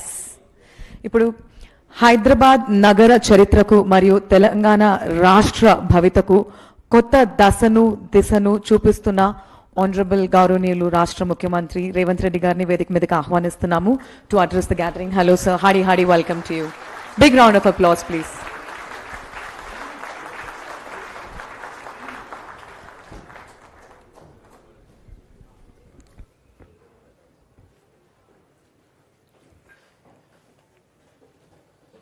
Telangana రాష్ట్ర ప్రభుత్వం తరఫున Musi river development corporation ఒక PowerPoint presentation ద్వారా ఈ ప్రభుత్వం మూసీ నది ప్రక్షాళన కార్యక్రమాన్ని ఏ విధంగా ముందుకు తీసుకువెళ్తుందో సమాజానికి వివరించడానికి ఒక ప్రయత్నం చేసి ఈ ప్రయత్నంలో భాగంగా శాసన మండలి చైర్పర్సన్, శాసనసభ స్పీకర్, సహచార మంత్రివర్గ సభ్యులు, ప్రభుత్వ సలహాదారులు, పార్లమెంట్ సభ్యులు, శాసన మండలి సభ్యులు, శాసనసభ్యులు, ఈ దేశంలో ఉన్న ప్రముఖులను, నిర్మాణ సంస్థల్ని, ఎన్విరాన్మెంట్ ఎక్స్పర్ట్స్ని, క్లైమేట్ చేంజెస్ మీద రీసెర్చ్ స్కాలర్స్ని, అదేవిధంగా దేశం యొక్క ఆర్థిక వ్యవస్థను బలోపేతం చేయడానికి ప్రయత్నం చేస్తున్న ప్రముఖులను అందరినీ ఆహ్వానించి ప్రజల్ని ఆందోళనకు గురి చేసే విధంగా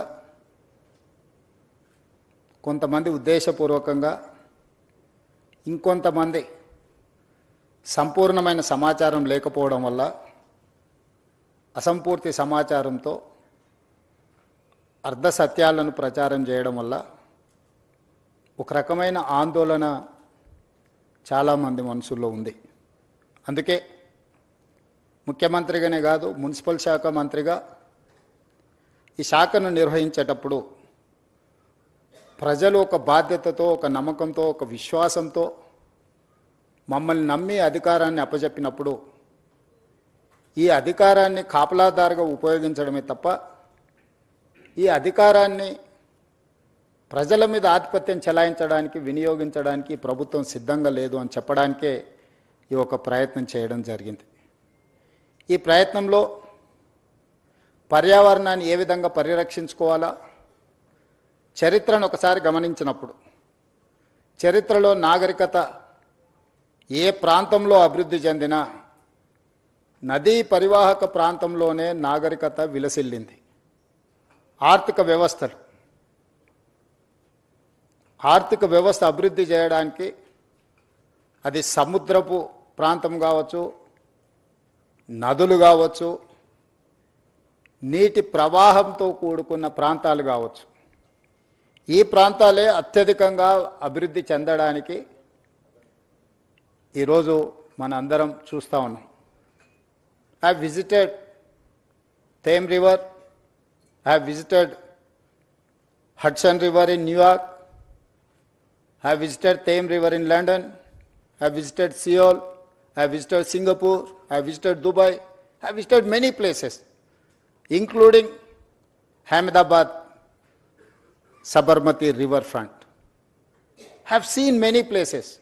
I have understood what is required, what is our future plan. వీటన్నిటిని దృష్టిలో పెట్టుకొని మన రాష్ట్రము మన దేశంలోనే కాకుండా ఇతర దేశాలలో అభివృద్ధి చెందిన దేశాలు, ఆర్థికంగా నిలబడ్డ దేశాలన్నిటిని కూడా గమనించి ఇతర రాష్ట్రాలు, ఇతర దేశాలు అభివృద్ధి పదం వైపు వేగంగా ప్రయాణం చేస్తుంటే ఇంకా మనం అభివృద్ధి నిరోధకులుగా మారి ఒక బృహత్ కార్యాచరణను తీసుకొని ముందు వెళ్లకుండా ఉంటే భవిష్యత్ తరాలు మనల్ని క్షమించవని ఆలోచన చేసి ఒక ప్రయత్నం చేద్దాము. ఈ మూసీ రివర్ డెవలప్మెంట్ ప్రోగ్రామ్ని మనం తీసుకోవాలని, ఈ ప్రోగ్రామ్ని ఒక బాధ్యతాయుతంగా నిర్వహించాలనే ప్రయత్నం చేస్తూనే ఉన్నాం.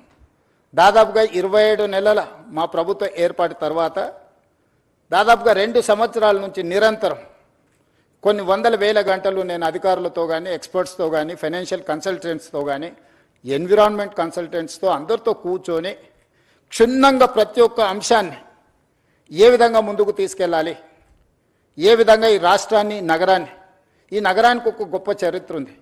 కులీ కుతుబ్ షాయిలు, నిజాం సర్కారులు హైదరాబాద్ నగరాన్ని నిర్మిస్తే, నిజాం అండ్ బ్రిటిషర్ సికింద్రాబాద్ నగరాన్ని నిర్మిస్తే, గత పాలకులు చంద్రబాబు నాయుడు గారు, రాజశేఖర రెడ్డి గారు హయాంలో సైబరాబాద్ నగరాన్ని నిర్మిస్తే ఈరోజు outer ring road inside core urban region దాదాపుగా 2100 స్క్వేర్ కిలోమీటర్స్, 1,34,00,000 జనాభా ఈరోజు నివసిస్తున్నారు.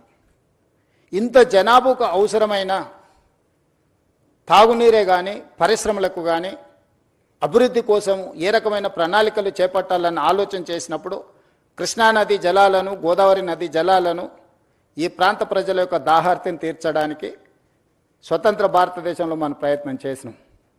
కానీ ఒక గొప్ప విషయం ఈరోజు గమనించాల్సిన అవసరం ఉంది. నిజాం రాజు అయి ఉండొచ్చు, చక్రవర్తి అయి ఉండొచ్చు, నిజాం గారి మీద రకరకాల అభిప్రాయాలు చాలామందికి ఉండొచ్చు, చాలామంది నిజాం పరిపాలన ఒప్పుకొని ఉండొచ్చు, ఒప్పుకోకపోయి ఉండొచ్చు. కానీ నిజాంను ఒక విషయంలో మనందరం ఈరోజు ఆదర్శంగా తీసుకొని అభినందించాల్సినంత గొప్ప పనులు చేసాం.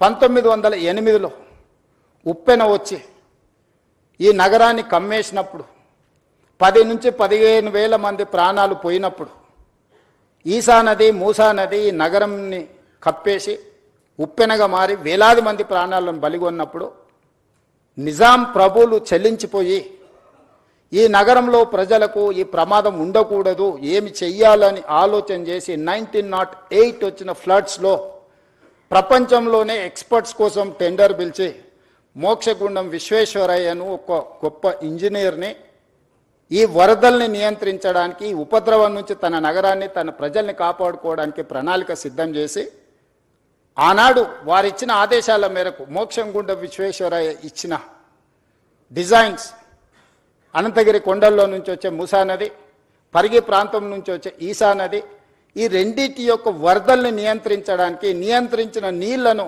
ప్రజలకు ఉపయోగించడానికి ఒక పక్కన హిమాయత్ సాగర్, ఇంకొక పక్కన ఉస్మాన్ సాగర్ని నిర్మించి 1921 104 సంవత్సరాల క్రితం నిర్మించిన ఉస్మాన్ సాగర్, హిమాయత్ సాగర్ ఈ రోజుకి హైదరాబాద్ ప్రజల యొక్క దాహార్తిని తీరుస్తున్నాయి. 100 సంవత్సరాలు పూర్తయిన చెక్కు చెదరకుండా కట్టడాలు వరదల్ని నియంత్రించడమే కాకుండా హైదరాబాద్ నగర ప్రజల్ని కాపాడడమే కాకుండా ఈ నగరానికి వ్యాపారం కోసము, విద్య కోసము, ఉపాధి కోసం వచ్చే కోట్లాది మంది దాహార్తిని తీర్చే ప్రాజెక్టులుగా ఈరోజు ఒక గొప్ప మన్నన పొందిన ప్రాజెక్టులు నిజాం ప్రభువు నిర్మించిండు.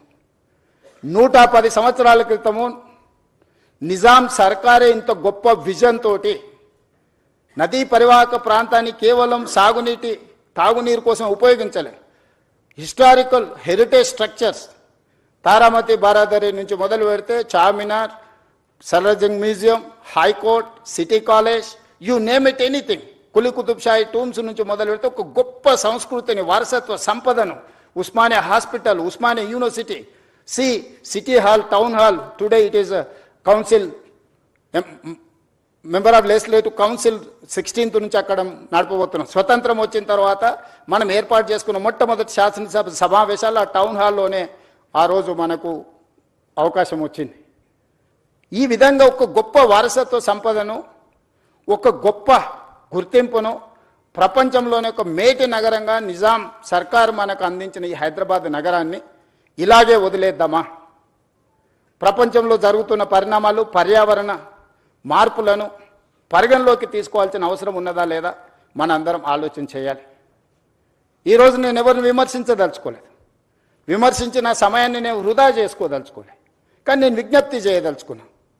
12 సంవత్సరాలు కేంద్రంలో అధికారంలో ఉన్నవాళ్ళు, 10 సంవత్సరాలు రాష్ట్రంలో అధికారం ఉన్నవాళ్ళు, అభివృద్ధి చేసి తెలంగాణ స్టేట్ని గ్లోబల్ ముఖ చిత్రంలో పెట్టినామని చెప్పేవాళ్ళు, లేకపోతే మాకు ఇంటర్నేషనల్ ఎక్స్పోజర్ ఉంది, లేకపోతే మాకు అపారమైన మేధా సంపత్తి ఉందని చెప్పేవాళ్ళు ఎందుకు ఈరోజు ఈ ప్రాజెక్టులను అడ్డుకునే ప్రయత్నం చేస్తున్నారు?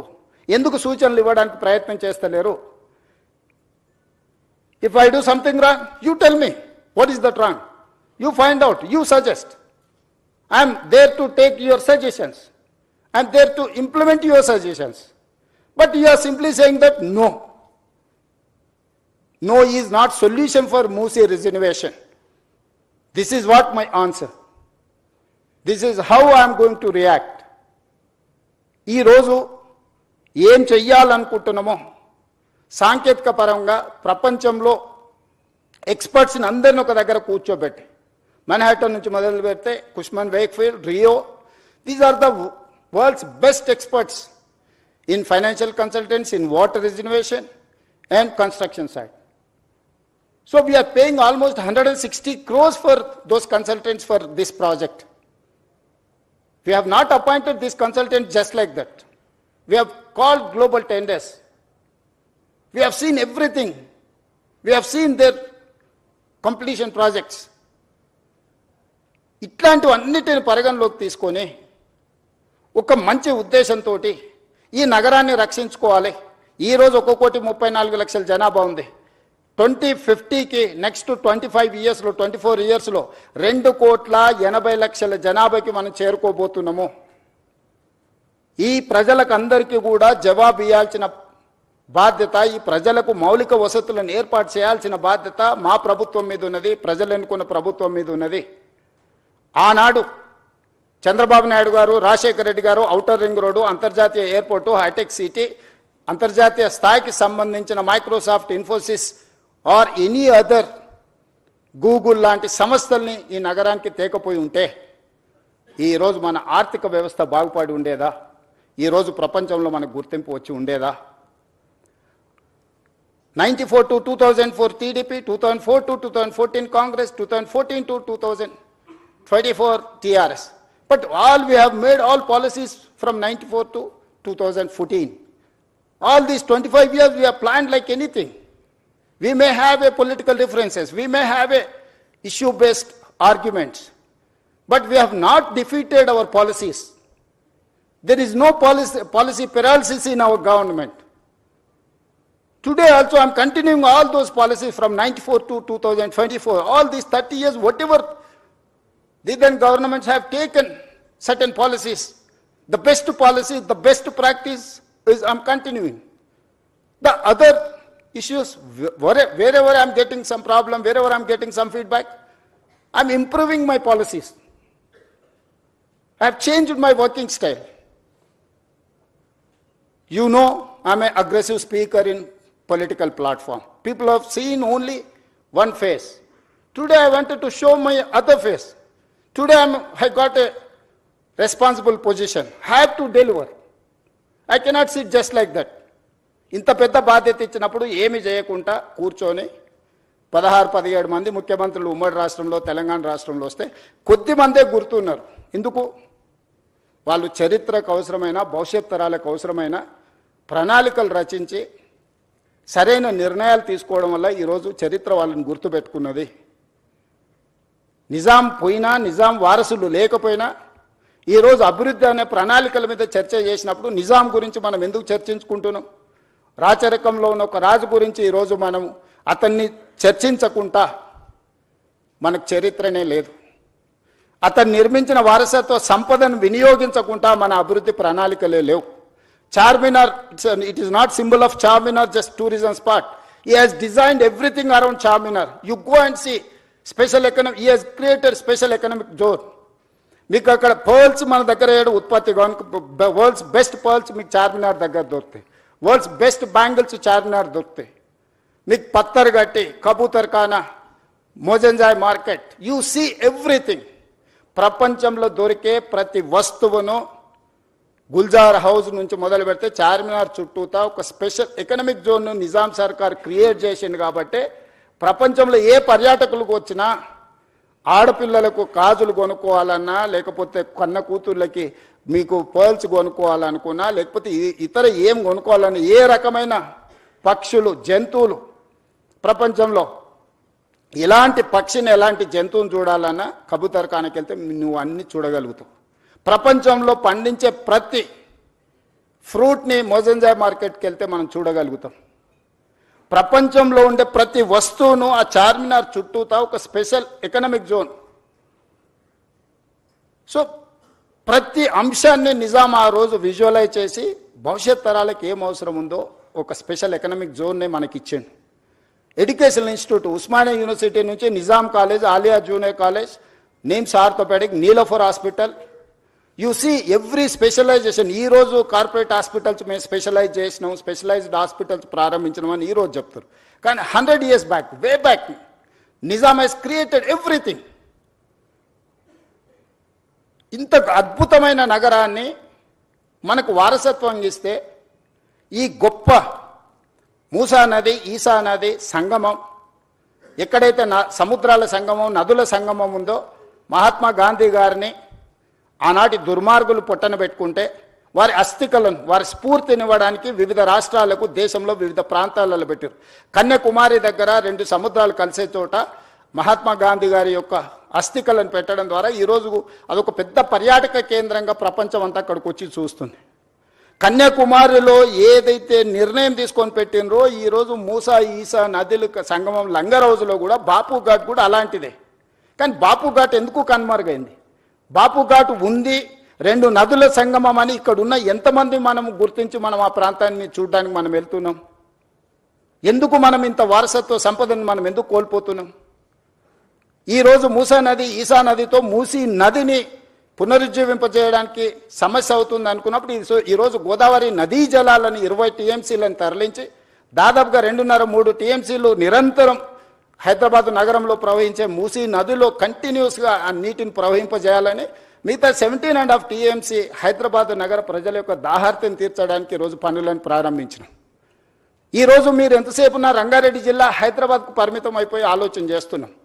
ఈరోజు ఇక్కడ నివాసాలు ఏర్పరచుకున్న వాళ్ళకి జరుగుతున్న సమస్యల గురించి మనం చర్చిస్తున్నాం. నేను కూడా సానుభూతితో ఉన్నాను. కానీ కిందున్న నల్గొండ గురించి ఒకరైనా ఆలోచన చేస్తుండ్రా? ఈరోజు ఫార్మా కంపెనీల కాలుష్యము, నగరంలో వెదజల్లుతున్న కాలుష్యము, నగరంలో ఉన్న డ్రైనేజీలు, ఆత్మహత్యలు చేసుకున్న మనుషుల కలేబరాలు, అంబర్పేటలో ఉన్న శ్మశాన వాటికలు, ఈ మూసీ నదిలో చనిపోతున్న పశువుల కలేబరాలు, ఒక విషం, ఒక కాలుష్యం, అది కాలుష్యం దాటి విషంగా మారి ఈరోజు నల్గొండ ప్రజల జీవితాలను అతలాకుతలం చేస్తుంది. ఒక స్టడీస్ ప్రకారము world health organization has given no, ఇక్కడ లివబుల్ కండిషన్స్లో ఇది నివాసయోగ్యమైన ప్రాంతం కాదు బికాజ్ ఆఫ్ ఫ్లోరైడ్ అని చెప్పి ఒక పక్కన నల్గొండ ప్రజలకు ప్రకృతే ఒక శిక్ష విధిస్తే, ఈరోజు మానవ తప్పిదాల వల్ల ఈరోజు మూసీ నది పరివాహక ప్రాంతంలో ఉన్న గ్రామాలు భువనగిరి నుంచి ఆలేరు వరకు, ఆ కిందికి వెళ్తే వాడపల్లి వరకు వెళ్తే ఆ నదీ పరివాహక ప్రాంతంలో నివసిస్తున్న వాళ్లకు ఆడపిల్లలకు పెళ్లి అయితే ప్రెగ్నెన్సీ ప్రాబ్లమ్స్ ఉన్నాయి. ఈరోజు ఆ ప్రాంతంలో పిల్లనివ్వడానికి వెనక ముందు ఆలోచన చేస్తున్నారు. ఆ ప్రాంతంలో పండించే పంటలు ఈ నీళ్లను వినియోగించడం వల్ల తినడానికి ఉపయోగం లేని పరిస్థితులు వచ్చినాయి. ఆ ప్రాంతంలో పండించిన కూరగాయలు కానీ, ఆ ప్రాంతంలో పండించిన పంటలు కానీ తింటే వాటి వల్ల వచ్చే సమస్యలు అనంతము. నల్గొండ జిల్లా ప్రజలకి శిక్ష అవసరం ఉందా? ఆ ప్రజల్ని కాపాడాల్సిన బాధ్యత ఎవరు? నల్గొండ ప్రజలు మన వాళ్ళు కాదా? మనతో లేరా? రంగారెడ్డి జిల్లాలో మొదలైన మూసా ఈసా నది హైదరాబాద్కు నగరకు రాగానే కలుషితం అయిపోయింది, వ్యర్థాలతో నిండిపోయింది.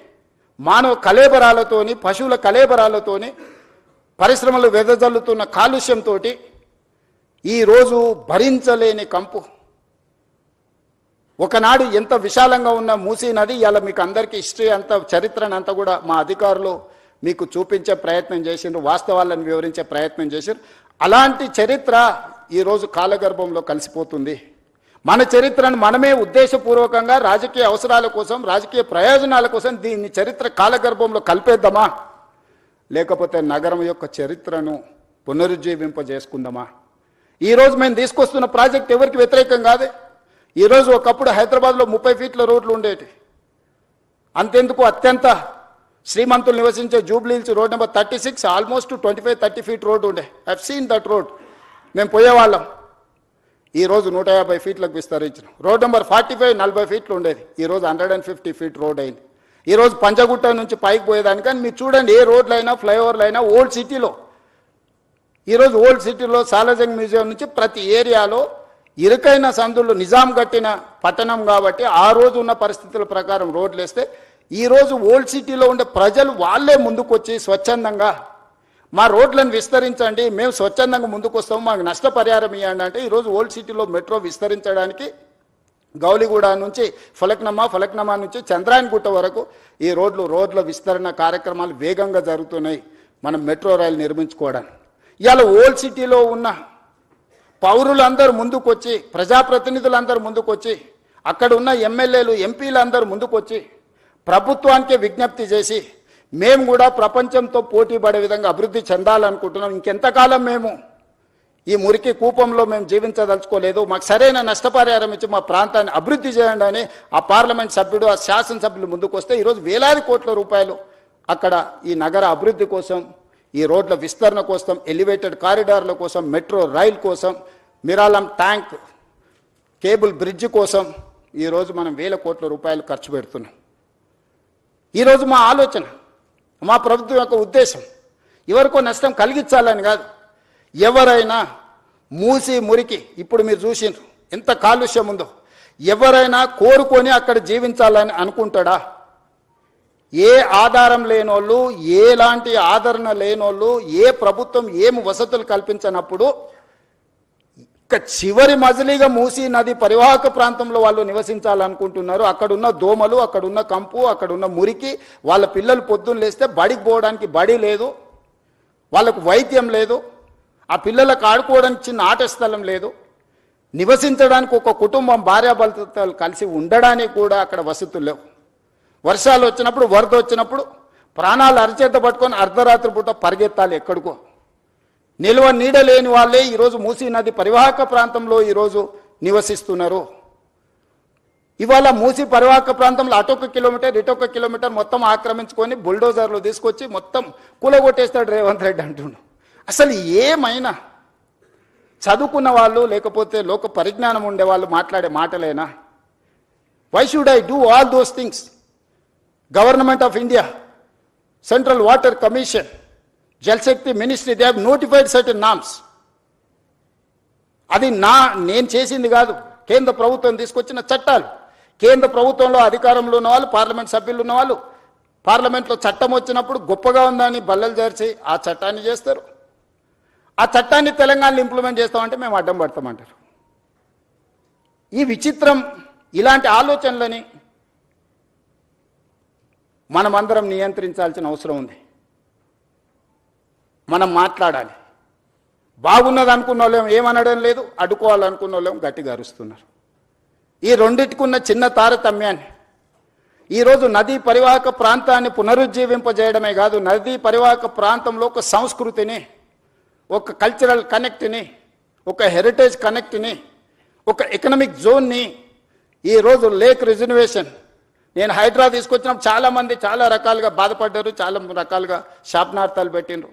కానీ ఈరోజు ఏ లేక్స్ అయితే మేము రిస్టోర్ చేసినామో ఆ లేక్స్ని ఈరోజు అభివృద్ధి చేసి ప్రజలకు అంకితం చేస్తున్నప్పుడు వేలాది మంది వచ్చి మన కుక్కట్పల్లి నల్లచెరువు ప్రారంభోత్సవానికి పోతే బిల్డింగ్ల మీద నుంచి వేలాది మంది నేను రోడ్డు మధ్యలో వెళ్తుంటే ఏదో పక్క దేశంతో యుద్ధం చేసి మనం సాధించి వస్తే వచ్చినప్పుడు వెల్కమ్ చేసినట్టు, లేకపోతే వరల్డ్ కప్ క్రికెట్ గెలిచిన ప్లేయర్ వస్తే వెల్కమ్ చేసినట్టు కాలనీలో అందరు ఆడపిల్లలు పెద్దలు అందరు వచ్చి స్వాగతం పలికాను. నల్ల చెరువు 100% ఆక్రమణకు గురయ్యి ఒక కలుషితమైన ప్రాంతంగా చేస్తే ధైర్యంగా ఏమన్నా కానీ పర్వాలేదు, ఎవరు ఏమైనా అనుకోండి అని చెప్పి బుల్డోజ్ చేసినాం. బుమ్రక్ దౌలా ఈరోజు ఓల్డ్ సిటీలో మన సర్దార్ వల్లభాయ్ పటేల్ అకాడమీ ఎదురుగ్గా ఒకప్పుడు ఆ బుమ్రక్ దౌలా నిజాం కుటుంబము తాగడానికి నీళ్లకు అక్కడ మెడిసినల్ ప్లాంట్స్ పెట్టి అక్కడ వాటర్ రిస్టోర్ చేసి ఫిల్టర్ బెడ్స్ పెట్టి వాటి నుంచి తీసుకొచ్చి అక్కడి నుంచే వాళ్ళ కుటుంబానికి తాగడానికి నీళ్లు తీసుకెళ్ళి అంత గొప్ప లేక్ని మొత్తం ఆక్రమించుకోవడమే కాబట్టి కలుషితం నిండిపోయింది. వాటి అన్నిటిని క్లీన్ చేసి మన ప్రారంభోత్సవానికి పోతే నార్మల్గా ఓల్డ్ సిటీలో ఇట్లాంటి యాక్టివిటీని అసలు అలౌ చేయరు. వాళ్ళంతా యునైట్ అయ్యి ఒక రకమైన రాజకీయంగా ఒక రకమైన నిర్బంధమైన పరిస్థితులు ఉంటాయి. కానీ వాళ్ళే ముందుకొచ్చి అక్కడ ఉండే ఎమ్మెల్యేలు ఎమ్మెల్సీలు ఎంపీలు అందరూ ముందుకొచ్చి one of the best project మాకు ఇచ్చినావు, ఇంత అద్భుతంగా ఇది వస్తుందని మేము ఊహించలేదు. ఈరోజు వేలాది కుటుంబాలు ఇక్కడికి వచ్చి ఉదయం మార్నింగ్ వాక్ నుంచి ఈవినింగ్ సాయంత్రం అక్కడ జిమ్ ఓపెన్ ఎయిర్ జిమ్ పెట్టడం, మిగతా లేక్ ఎకానమీ కింద స్వయం సహాయక సంఘాలకు అక్కడ ఏర్పాటు చేయడంతో ఈరోజు ఆర్థిక వ్యవస్థ బలపడ్డది. ఆ పక్కన ఉండే వేలాది కుటుంబాలకు ఒక పర్యాటక కేంద్రంగా మారింది. ఈరోజు ప్రతి అంశాన్ని సాంకేతికంగా ఒక మానవీయ కోణంలో హ్యూమన్ టచ్ మేము ఎక్కడ మిస్ కాలే. ఎవరు అక్కడ నివసించాలని కోరుకోరు. ఇవాళ మాట్లాడుతున్న వాళ్ళు దాని పక్కన నివసించగలరా? ఇవాళ అడ్డుకుంటున్న వాళ్ళని ఒక 3 నెలలు వాళ్ళ కుటుంబ సభ్యులతోనే అక్కడ ఉండమనుండ్రి. ఒక కంటైనర్ హౌస్ ఇస్తాను నేను, ఒకవేళ గుడిసెలలో వాళ్ళకు ఉండడానికి ఇబ్బంది అయితే రాష్ట్ర ప్రభుత్వం తరఫున మూసీ రివర్ డెవలప్మెంట్ కార్పొరేషన్ తరఫున ఆ మూసీ నది పరివాహక ప్రాంతంలో కంటైనర్ హౌస్ ఇస్తాం మీకు with all facilities other than Musi ప్రక్షాళన. ఎట్లుందో యాజ్ ఇట్ ఈస్గా వద్దంటున్న వాళ్ళందరికీ ఒక్కొక్కరికి ఒక్కొక్క ప్లేస్లో ఎవ్రీ 1/2 కిలోమీటర్ 55 కిలోమీటర్లు ఉంది. 100 మందికి నేను అకామిడేట్ చేయగలుగుతాను. 2 పక్కలైతే 200 మందికి 200 మందికి ఒక మూసీ నది పక్కన కంటైనర్ హౌస్లు ఇస్తా. ఒక 3 నెలలు మీరు అక్కడ ఉండండి. మీరు ఎందుకు వాళ్ళ జీవితాలతో చెలగాటం ఆడుకుంటుర్రు? వాళ్ళ జీవితాలలో వెలుగు రావద్దా? వాళ్ళ జీవితాలు బాగుపడొద్దా? వాళ్ళు ఈ దోమల నుంచి మురికి నుంచి వాళ్ళు బయటపడొద్దా? వాళ్ళ పిల్లలు చదువుకోవద్దా? వాళ్ళకు వైద్యం అందొద్దా? వాళ్ళ అభివృద్ధి పదం వైపు నడవద్దా? ఈరోజు ఓల్డ్ సిటీలో ఉండే పిల్లలకు ఉద్యోగం లేదు. ఈరోజు మీరు అందరూ బాగా చదువుకున్న వాళ్ళు ఏఐ వచ్చింది వైట్ కాలర్ జాబ్స్ అని పోతాయి అంటున్నారు. ఓకే ఫైన్, దాన్ని మీరు ఎట్లాగా ఆపలేరు, మనం ఎవరం ఆపలేము. వచ్చే సాంకేతిక విప్లవాన్ని మనం ఆమోదించాల్సిందే. మనకి ఇష్టం ఉన్నా లేకున్నా అది మనల్ని దాటుకొని వెళ్ళిపోతూనే ఉంది. మరి వైట్ కాలర్ జాబ్స్ అన్నీ పోయినప్పుడు ఏఐ మొత్తం ఉద్యోగ అవకాశాలను ఆక్రమించుకున్నప్పుడు బ్లూ కాలర్ జాబ్స్ క్రియేట్ చేయాల్సిన బాధ్యత మన మీద లేదా? బ్లూ కాలర్ జాబ్స్ క్రియేట్ చేయకుండా వాళ్లకు సాంకేతిక నైపుణ్యాన్ని అందించకుండా రీస్కిల్ అప్స్కిల్ చేయకుండా సెల్ఫ్ ఎంప్లాయ్మెంట్ క్రియేట్ చేయకుండా మూసీ నది పరివాహక ప్రాంతాన్ని నైట్ ఎకానమీ కింద మార్చి ప్రపంచ దేశాలతో పోటీ పడకుండా ఒక పర్యాటక క్షేత్రంగా ఒక పర్యాటక కేంద్రంగా ఒక ఆర్థిక వ్యవస్థగా అభివృద్ధి చేసుకోకుండా ఇంకా వెనక్కి వెళ్ళిపోదామా? రాతి యుగాల వైపు ప్రయాణిద్దామా?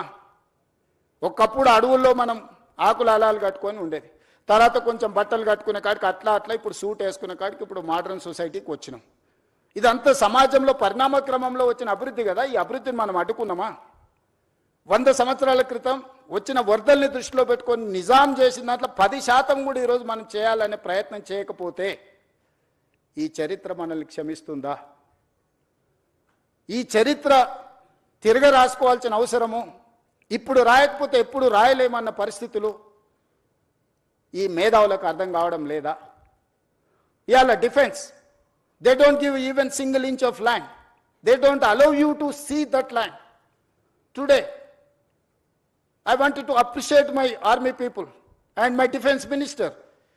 He has prepared to give 100+ acres in Bapu Gandhi Sarovar, where our army people are training, Agniveers are training there. They have decided to shift their Agniveer training camp some other place, and they are giving 100+ acres for this Gandhian ideology, where the Musi is going to come up.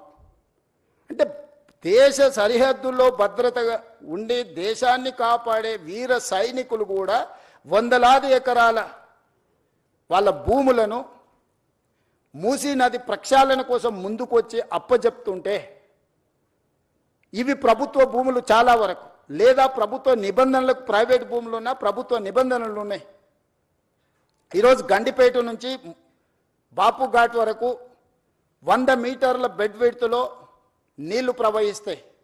Both side 50 మీటర్ల bed విడ్త్లో రోడ్లు, infrastructure, economic zone, everything వస్తుంది. అంటే నది centre నుంచి లెక్క పెడితే ఇటు side ఒక 100 మీటర్లు, ఇటు సైడ్ ఒక 100 మీటర్లు, కంప్లీట్గా 200 మీటర్ల లోపలనే నీళ్లను నియంత్రించడమే కాకుండా నీళ్లకు సరైన దారి. ఈరోజు మీరు ఎస్టీ పిల్లల పైప్ లైన్లన్నీ మూసీ నదిలో కట్టిండ్రు, మధ్యలో కట్టిరు. వరద రాగానే అడ్డుకోవడంతో ఆ నీళ్లు కాలనీలకు వస్తున్నాయి. చెత్త వేయడం వల్ల, డెబ్రీస్ వేయడం వల్ల, కన్స్ట్రక్షన్ మెటీరియల్ మొత్తం తీసుకువెళ్ళి డంప్ చేయడం వల్ల అవి నిండడం వల్ల నీళ్ళు అక్కడి వరకు వేగంగా వచ్చి ఆగిపోతున్నాయి. ఒక దగ్గర 500 ఫీట్లు ఉంది, ఒక దగ్గర 50 ఫీట్లు ఉంది మూసీ నది. 500 ఫీట్లలో ఉండే వరద 50 ఫీట్లకు రాగానే మొత్తం నీళ్లు నిండి వెనక్కి వచ్చి కాలనీలన్నీ నీటిమయం అయిపోతున్నాయి. ఎన్ని వేల మంది నిరాశ్రయులైన, 10 లక్షల మంది పోయినసారి 2019-20లో వరదలు వచ్చినప్పుడు మొత్తం వాళ్ళ సర్వం కోల్పోయినారు. నేను ఎంపీని, ప్రతి కాలనీ నేను తిరిగి వచ్చిన.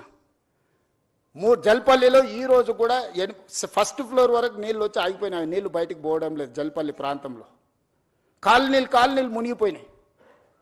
ఈరోజు నీళ్లు మనం ఉన్న ప్రాంతాలకు వస్తలేవు. నీళ్లున్న ప్రాంతాన్ని మనం పోవడం వల్ల వాటికి దారి తెలవక అవి మన దగ్గరకు వస్తున్నాయి.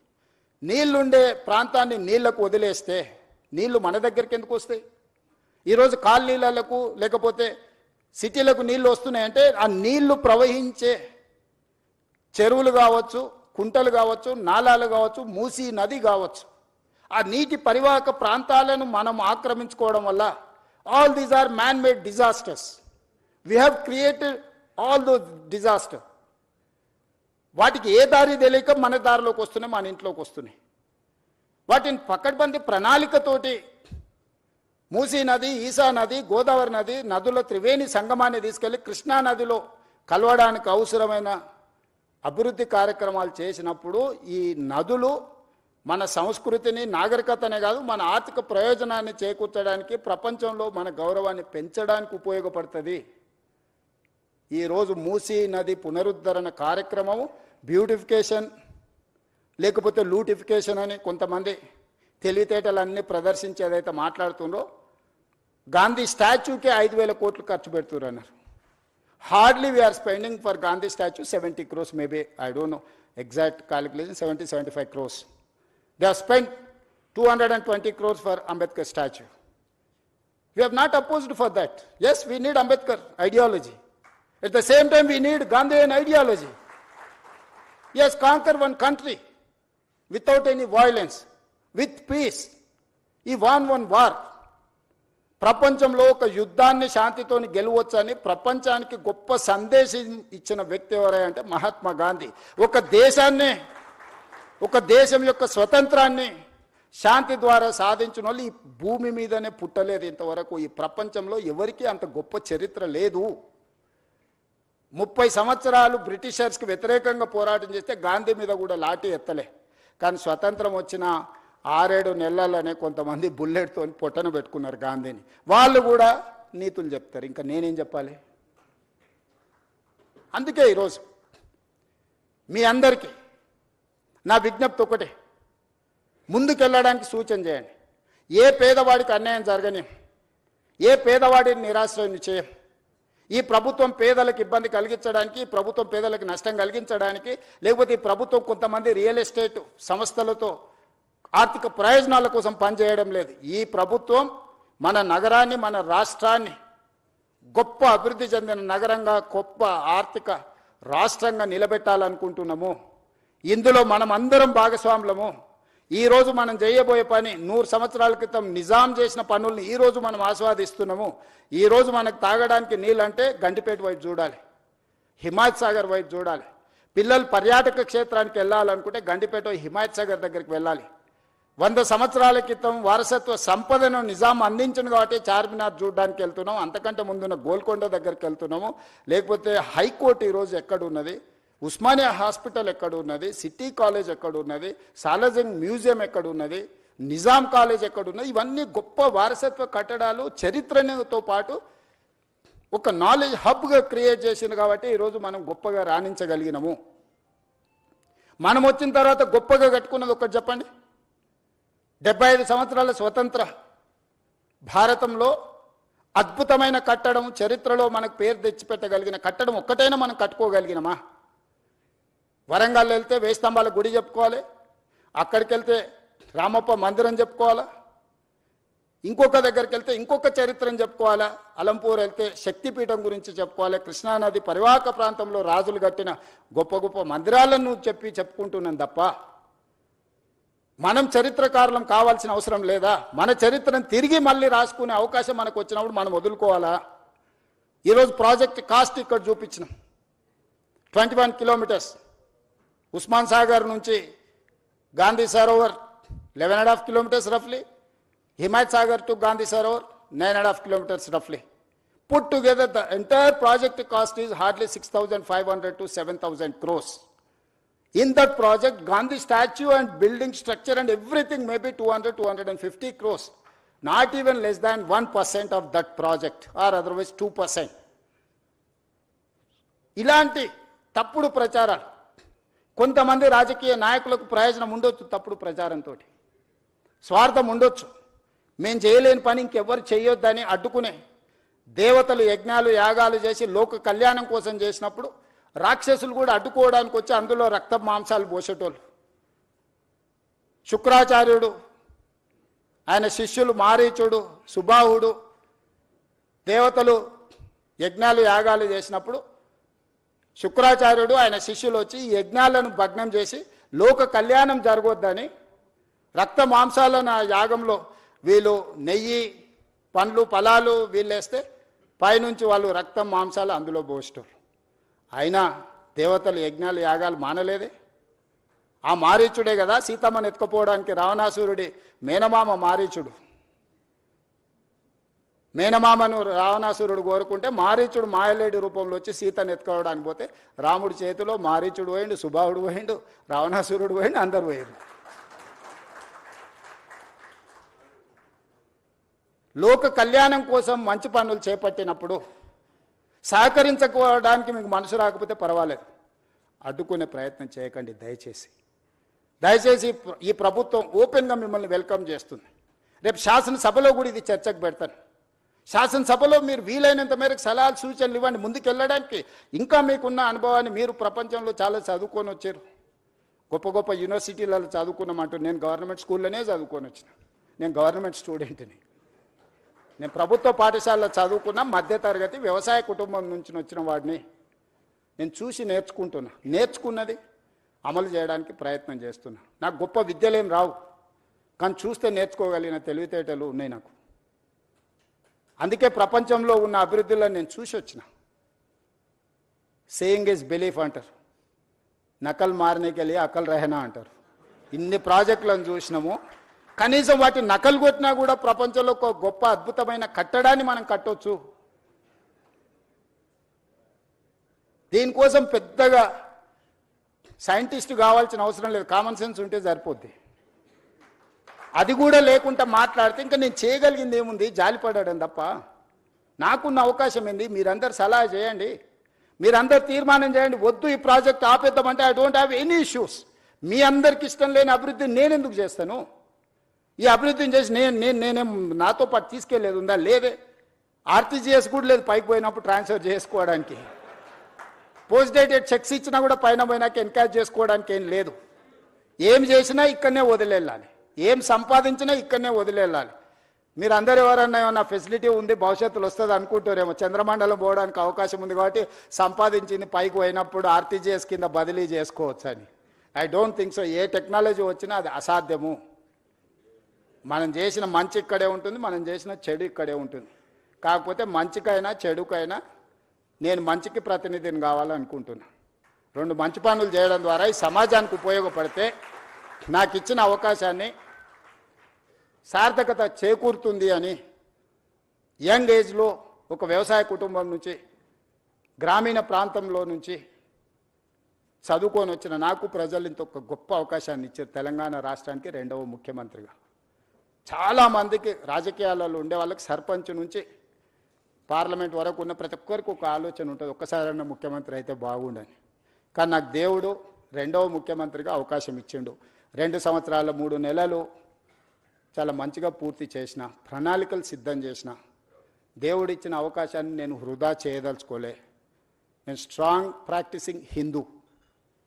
నేను ఫిలాసఫీని నమ్ముతా, కర్మ సిద్ధాంతాన్ని నమ్ముతానే. I respect other religions but I follow my religion. నేను ప్రాక్టీసింగ్ హిందూని. ప్రాక్టీసింగ్ హిందూ అని అంటే కర్మ సిద్ధాంతాన్ని, మంచిని మంచు చెడుని చెడు అనడమే ప్రాక్టీసింగ్ హిందూ యొక్క లక్షణం. అందుకే ఈరోజు ఈ ప్రాజెక్ట్ ఎవరికి వ్యతిరేకం కాదు. ఈ ప్రాజెక్టు ఎవరి ఆస్తులను గుంజుకోవడానికి కాదు. ఈ ప్రాజెక్ట్ అనేది భవిష్యత్ తరాల కోసం మనందరం కలిసి నిర్మించుకుంటున్న ప్రాజెక్ట్. ఇది నా ఒక్కడి వల్ల కాదు.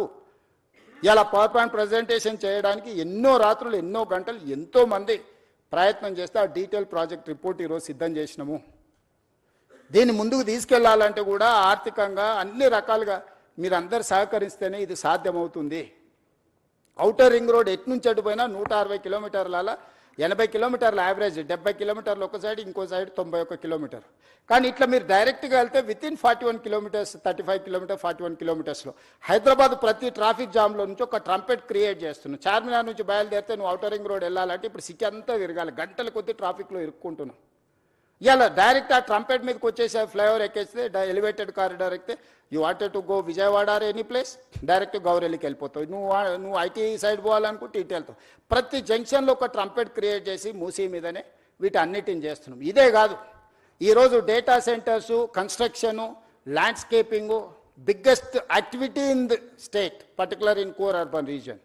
వాటర్ లేదు, వాటర్ స్కేసిటీ, గ్రౌండ్ వాటర్. ఈరోజు జూబ్లీహిల్స్లో చాలామంది శ్రీమంతులు ఉన్నారు. మీరు ఎంత శ్రీమంతులు అని ఉండండి, 300 ఫీట్లలో నీళ్లు దిగలరా? మీరు తెస్తురా? 1300 ఫీట్లు బోర్ వేసినా నీళ్ళు వస్తలేదు. నేను ముఖ్యమంత్రి, మా ఇంట్లోనే 1500 ఫీట్ల బోర్ ఉంది. నేను కూడా నీళ్లు పైకి తేలేకపోయినాయి. ప్రకృతి కంటే మనం గొప్పవాళ్ళమా? ఈరోజు ground water just like that depleting. ఈరోజు యావరేజ్గా 1300-1400 ఫీట్లు ఈరోజు బోర్ వేస్తే కానీ నీళ్లు పడని పరిస్థితి వచ్చింది నగరానికి. ఎందుకు? కాంక్రీట్ జంగుల్గా మారిపోయింది. ఎక్కడ గ్రౌండ్లో వాటర్ పర్కులేట్ అవ్వడం లేదు. భూమిలోకి నీళ్ళు వెళ్ళినప్పుడు భూమిలో నుంచి నీళ్లు మీరు ఎట్లా బయటికి తీస్తారు? ఈరోజు చెరువులు, కుంటలు, నాలాలు అన్ని ప్రక్షాళన చేసి నీటి ప్రవాహాన్ని స్థిరీకరించి మూసీ నదిలో నిరంతరం నీళ్లు పెడితే గ్రౌండ్ వాటర్ పెరుగుతుంది. ఈరోజు ఇల్లు కట్టుకునేటోళ్ళకు కూడా వాటర్ హార్వెస్టింగ్ మ్యాండేట్ చేసినాం. రోడ్డు మధ్యలో హార్వెస్టింగ్ వెల్స్ ఈరోజు కన్స్ట్రక్షన్ చేస్తున్నాం. నీళ్లను ఒడిసి పట్టుకోవాలని ఒక విధానాన్ని తీసుకొచ్చిన హైదరాబాద్ నగరంలో నీళ్లు మీరు ఎక్కడ లోపలికి పోయి తెచ్చినా కొద్దిగా అందులో కాలుష్యం ఎక్కువ ఉంటుంది. బియాండ్ ఏ పాయింట్ మీరు బోర్ డ్రిల్ చేసి వాటర్ తెస్తే ఆ వాటర్ దేనికి పనికి ఉపయోగం ఉండదు. అదేవిధంగా కన్స్ట్రక్షన్కు మనం అత్యధికంగా ఖర్చు పెట్టి, ఇంతకుముందు వెంకట నరసింహారెడ్డి గారు చెప్పారు, కృష్ణా నది నుంచి, గోదావరి నది నుంచి మనం హైదరాబాదు నగరానికి తెచ్చే నీళ్లను పరిశ్రమలకు ఇచ్చినా, నిర్మాణ సంస్థలకు ఇచ్చినా ఒక కేఎల్కి 180 రూపాయలు ఛార్జ్ చేస్తున్నాం అన్నాడు. ఇవాళ వాటర్ ట్రీట్ చేసి ఎస్టీపీల ద్వారా ఈ వాటర్ని తిరిగి వినియోగించుకుంటే 70 నుంచి 80 రూపాయలు ఒక కేఎల్కి, అంటే మోర్ దాన్ 60% వాళ్ళ కాస్ట్ కటింగ్ చేయడానికి ఉంది. ఈరోజు వేలాది కోట్ల రూపాయలు, దాదాపుగా 2-3 లక్షల కోట్ల రూపాయలు మా శ్రీధర్ బాబు గారు డేటా సెంటర్స్ ఇన్వెస్ట్మెంట్ తీసుకొచ్చారు last 2 years. They need water. పర్టికులర్గా గ్రే వాటర్ ఇవ్వగలిగితే, ట్రీటెడ్ వాటర్ ఇస్తే వాళ్లకు ఇన్వెస్ట్మెంట్ ఇన్సెంటివ్స్ ఉన్నాయి ప్రపంచంలో. సో ఈరోజు మనం ఆ వాటర్ని ఎస్టీపీల ద్వారా ఈ వాటర్ని విడిచిపట్టుకొని ఈ మూసీ నది ఎంబడే ట్రంక్ లైన్లు, వాటర్ రిజర్వాయర్స్ చేసి మనం పంపింగ్ చేసి వాటికి నీళ్ళు ఇస్తే వేలాది కోట్ల రూపాయల పెట్టుబడులే కాదు, రాష్ట్రానికి కూడా లక్షలాది కోట్ల రూపాయల పెట్టుబడులు వస్తాయి. రాష్ట్రానికి 1000 కోట్ల రూపాయల ఆదాయం వస్తుంది. ఇదంతా గ్రోత్ ఇంజన్ కింద మారుతుంది, రాష్ట్రం యొక్క ఎకనామిక్ యాక్టివిటీ మారుతుంది. ఔటర్ రింగ్ రోడ్ వేసినప్పుడు కూడా కొందరు భూములు పోయినాయి, పోలేదా? శంషాబాద్ ఎయిర్పోర్ట్ కట్టినప్పుడు కూడా కొంతమంది భూములు కోల్పోయినాయి. ప్రకాష్ గౌడ్ ఎమ్మెల్యే గారు ఉన్నారు, ఆ ప్రాంతానికి 4 సార్లు ఎమ్మెల్యే. ఈ భూములని పోయినప్పుడు వాళ్ళని ప్రభుత్వం ఒక మానవీయ కోణంలో ఆదుకునే ప్రయత్నం చేసింది, నష్టపరిహారాన్ని ఇచ్చినాం. ఈరోజు ఇంకా నేను అత్యధికంగా ఇస్తా అంటున్నా. ఆ రోజన్నా చాలా కన్జర్వేటివ్గా ఆ రోజున్న ఫైనాన్షియల్ కన్స్ట్రెయిన్స్లో ఎక్కువ ఇవ్వలేకపోయినారు. ఈరోజు సంపూర్ణంగా మనం అందిద్దాం అనుకుంటున్నాము. ఏం ఖర్చు పెడతామో చెప్పండి, హౌస్లో ఓపెన్ డిబేట్ చేద్దాము. పర్ పర్సన్ ఏమిద్దామో మీరు చెప్పండి. హార్డ్లీ 10,000 ఫ్యామిలీస్ ఉన్నాయి ఇప్పుడు ఈ మూసీ నది పరివాహక. మేము ఆల్రెడీ ఎన్యూమరేట్ చేసినాం. 4 నెలలు ఇంటింటికి వెళ్ళి ప్రతి దగ్గర ఆ ఇంటి వివరాలు అన్నీ రాసుకొచ్చి డేటా కలెక్షన్ చేసిన 4 నుంచి 5 నెలలు కొన్ని వందల మంది అధికారులను మూసీ నది పరివాహక ప్రాంతంలో ఉన్న పేదల యొక్క వివరాలు అన్నీ సేకరించిన. చాలామంది ఏమనుకుంటారు, ఏం లేదు జస్ట్ తెచ్చి కూలగొట్టాలనుకుంటున్నాను. తప్పు. ప్రతి పేదవాడి వివరాలు నా దగ్గర ఉన్నాయి. మూసీ నది పరివాహక ప్రాంతంలో నిరాశ్రయుల వాళ్ళు ఎవరున్నారు, వాళ్ళ కోసం డబుల్ బెడ్రూమ్ ఇళ్ళు ఏవైతున్నాయో 10,500 ఇళ్ళు కేటాయించిన. అయితే వాళ్ళకు కన్సర్న్ ఎక్స్ప్రెస్ చేశారు, మాకు ఇక్కడ ఉపాధి ఉన్నది, మేము చిన్న చిన్న పనులు చేసుకుంటాం, మేము ఇళ్లలో పని చేసుకుంటాం, మమ్మల్ని తీసుకెళ్ళి అక్కడెక్కడో వేస్తే మాకు ఈ పని పోతుంది, మాకు ఉపాధి పోతుందని నాకు సానుకూలంగా అనిపించింది. అందుకే ఎక్కడికక్కడ ఏరియాలు ప్రభుత్వ భూములలోనే వాళ్ళకి ఇండ్లు కట్టి ఇవ్వాలని ఈరోజు మా బట్టి విక్రమార్క గారు ఆ సంఘాలు వస్తే జన ఆందోళన సంఘంతో కూర్చొని వాళ్ళకి హామీ ఇచ్చిండు. ఈరోజు అంబర్పేట ఎమ్మెల్యే, అంబర్పేటలో 150 ఎకరాల భూమి ఉంది. ప్రభుత్వ కార్యాలయకు పోలీస్ అకాడమీ ట్రైనింగ్కి పోను. ఆ అంబర్పేట శాసనసభ నియోజకవర్గంలో మూసీ నది ఒడ్డున ఉన్న వాళ్ళందరినీ 20-25 ఎకరాలలో అక్కడ వాళ్ళకి ఇళ్లతో పాటు పాఠశాల కట్టి వైద్య సదుపాయాలు అందించి వాళ్ళకు ఒక మంచి ఒక క్వాలిటీ ఆఫ్ లైఫ్ని ఇవ్వాలని ఈరోజు మేము ప్రణాళికలు చేస్తున్నాం. ఈ పరివాహక ప్రాంతంలో ఎక్కడెక్కడైతే ప్రభుత్వ భూములు ఉన్నాయో ఆ భూముల్లోనే వాళ్ళకు నివాస స్థలాలు ఏర్పాటు చేయడమే కాకుండా వాళ్ళ పిల్లలకు చదువుల కోసం పాఠశాల, వాళ్ళకు వైద్యం అందించి ఆ పక్కనే వాళ్ళకు ఉపాధి కల్పించడానికి ప్రయత్నం చేస్తాం. అసదుద్దీన్ ఓవైసీ గారు, అక్బరుద్దీన్ ఓవైసీ గారు వాళ్ళు మాట్లాడినారు, వాళ్ళ ఎమ్మెల్యేలు బలాల గారు ఎమ్మెల్యేలు అంతా మాట్లాడినారు. सर आप या हमारे जितने भी लोग हैं यहाँ छोटे मोटे काम करके जी लेते हैं, उन लोगों को आप दूर दूर लेके गए तो मुश्किल हो जाएंगे, हमारे लिए तकलीफ है. उनके सुझाव हम लिए. आने वाले दिनों में हम जहां वहां जो असेंबली एरिया में जो मूसी के अगल बगल में जितने भी लोग हैं वहां का वहीं हम लोग उन लोगों को जगह ढूंढ कर घर बना के देंगे. हम लोग, हम क्यों ऐसी सड़क पे छोड़ेंगे? हम उनके परिवार है, वो सब लोग चाहे तो मैं मुख्यमंत्री बने. उन लोगों को दुखी देने के लिए, नुकसान करने के लिए हम मुख्यमंत्री नहीं बना. मैं उन लोगों को वो मुझे चाहता है वो लोग, दुआ दिए वो लोग, इसीलिए आज मुख्यमंत्री 2 साल मैं कामयाब हो गए. उन लोगों को क्यों मैं नुकसान पहुंचाने के लिए मैं कोशिश करता हूं? क्या दुश्मनी है उन लोगों से? गरीब लोगों से मेरा क्या दुश्मनी है? मैं बड़े बड़े बंगले में, फार्म हाउस में नहीं रहता हूं, मैं भी झोपड़ियों में घूमते रहता हूं, हमेशा गरीबों से मिलजुल के रहता हूं. उन लोगों के तकलीफ, उन लोगों के दिल का धड़कन मैं समझ सकता हूं. उन लोगों के दुखी को दूर करने के लिए मैं कोशिश करूंगा. मैं कुछ चाहे तो बैठकर बात करूंगा. मेरा पूरा सिस्टम खड़ा हुआ है उन लोगों की मदद के लिए. हमारे एमएलएस, हमारे मिनिस्टर्स, हमारे ऑफिसर सब लोग तैयार है. उन लोगों को जो जो जरूरत है हम लोग पहुंचा देंगे. किसी को दुख को पहुंचाने के लिए हम यहां बैठे नहीं है.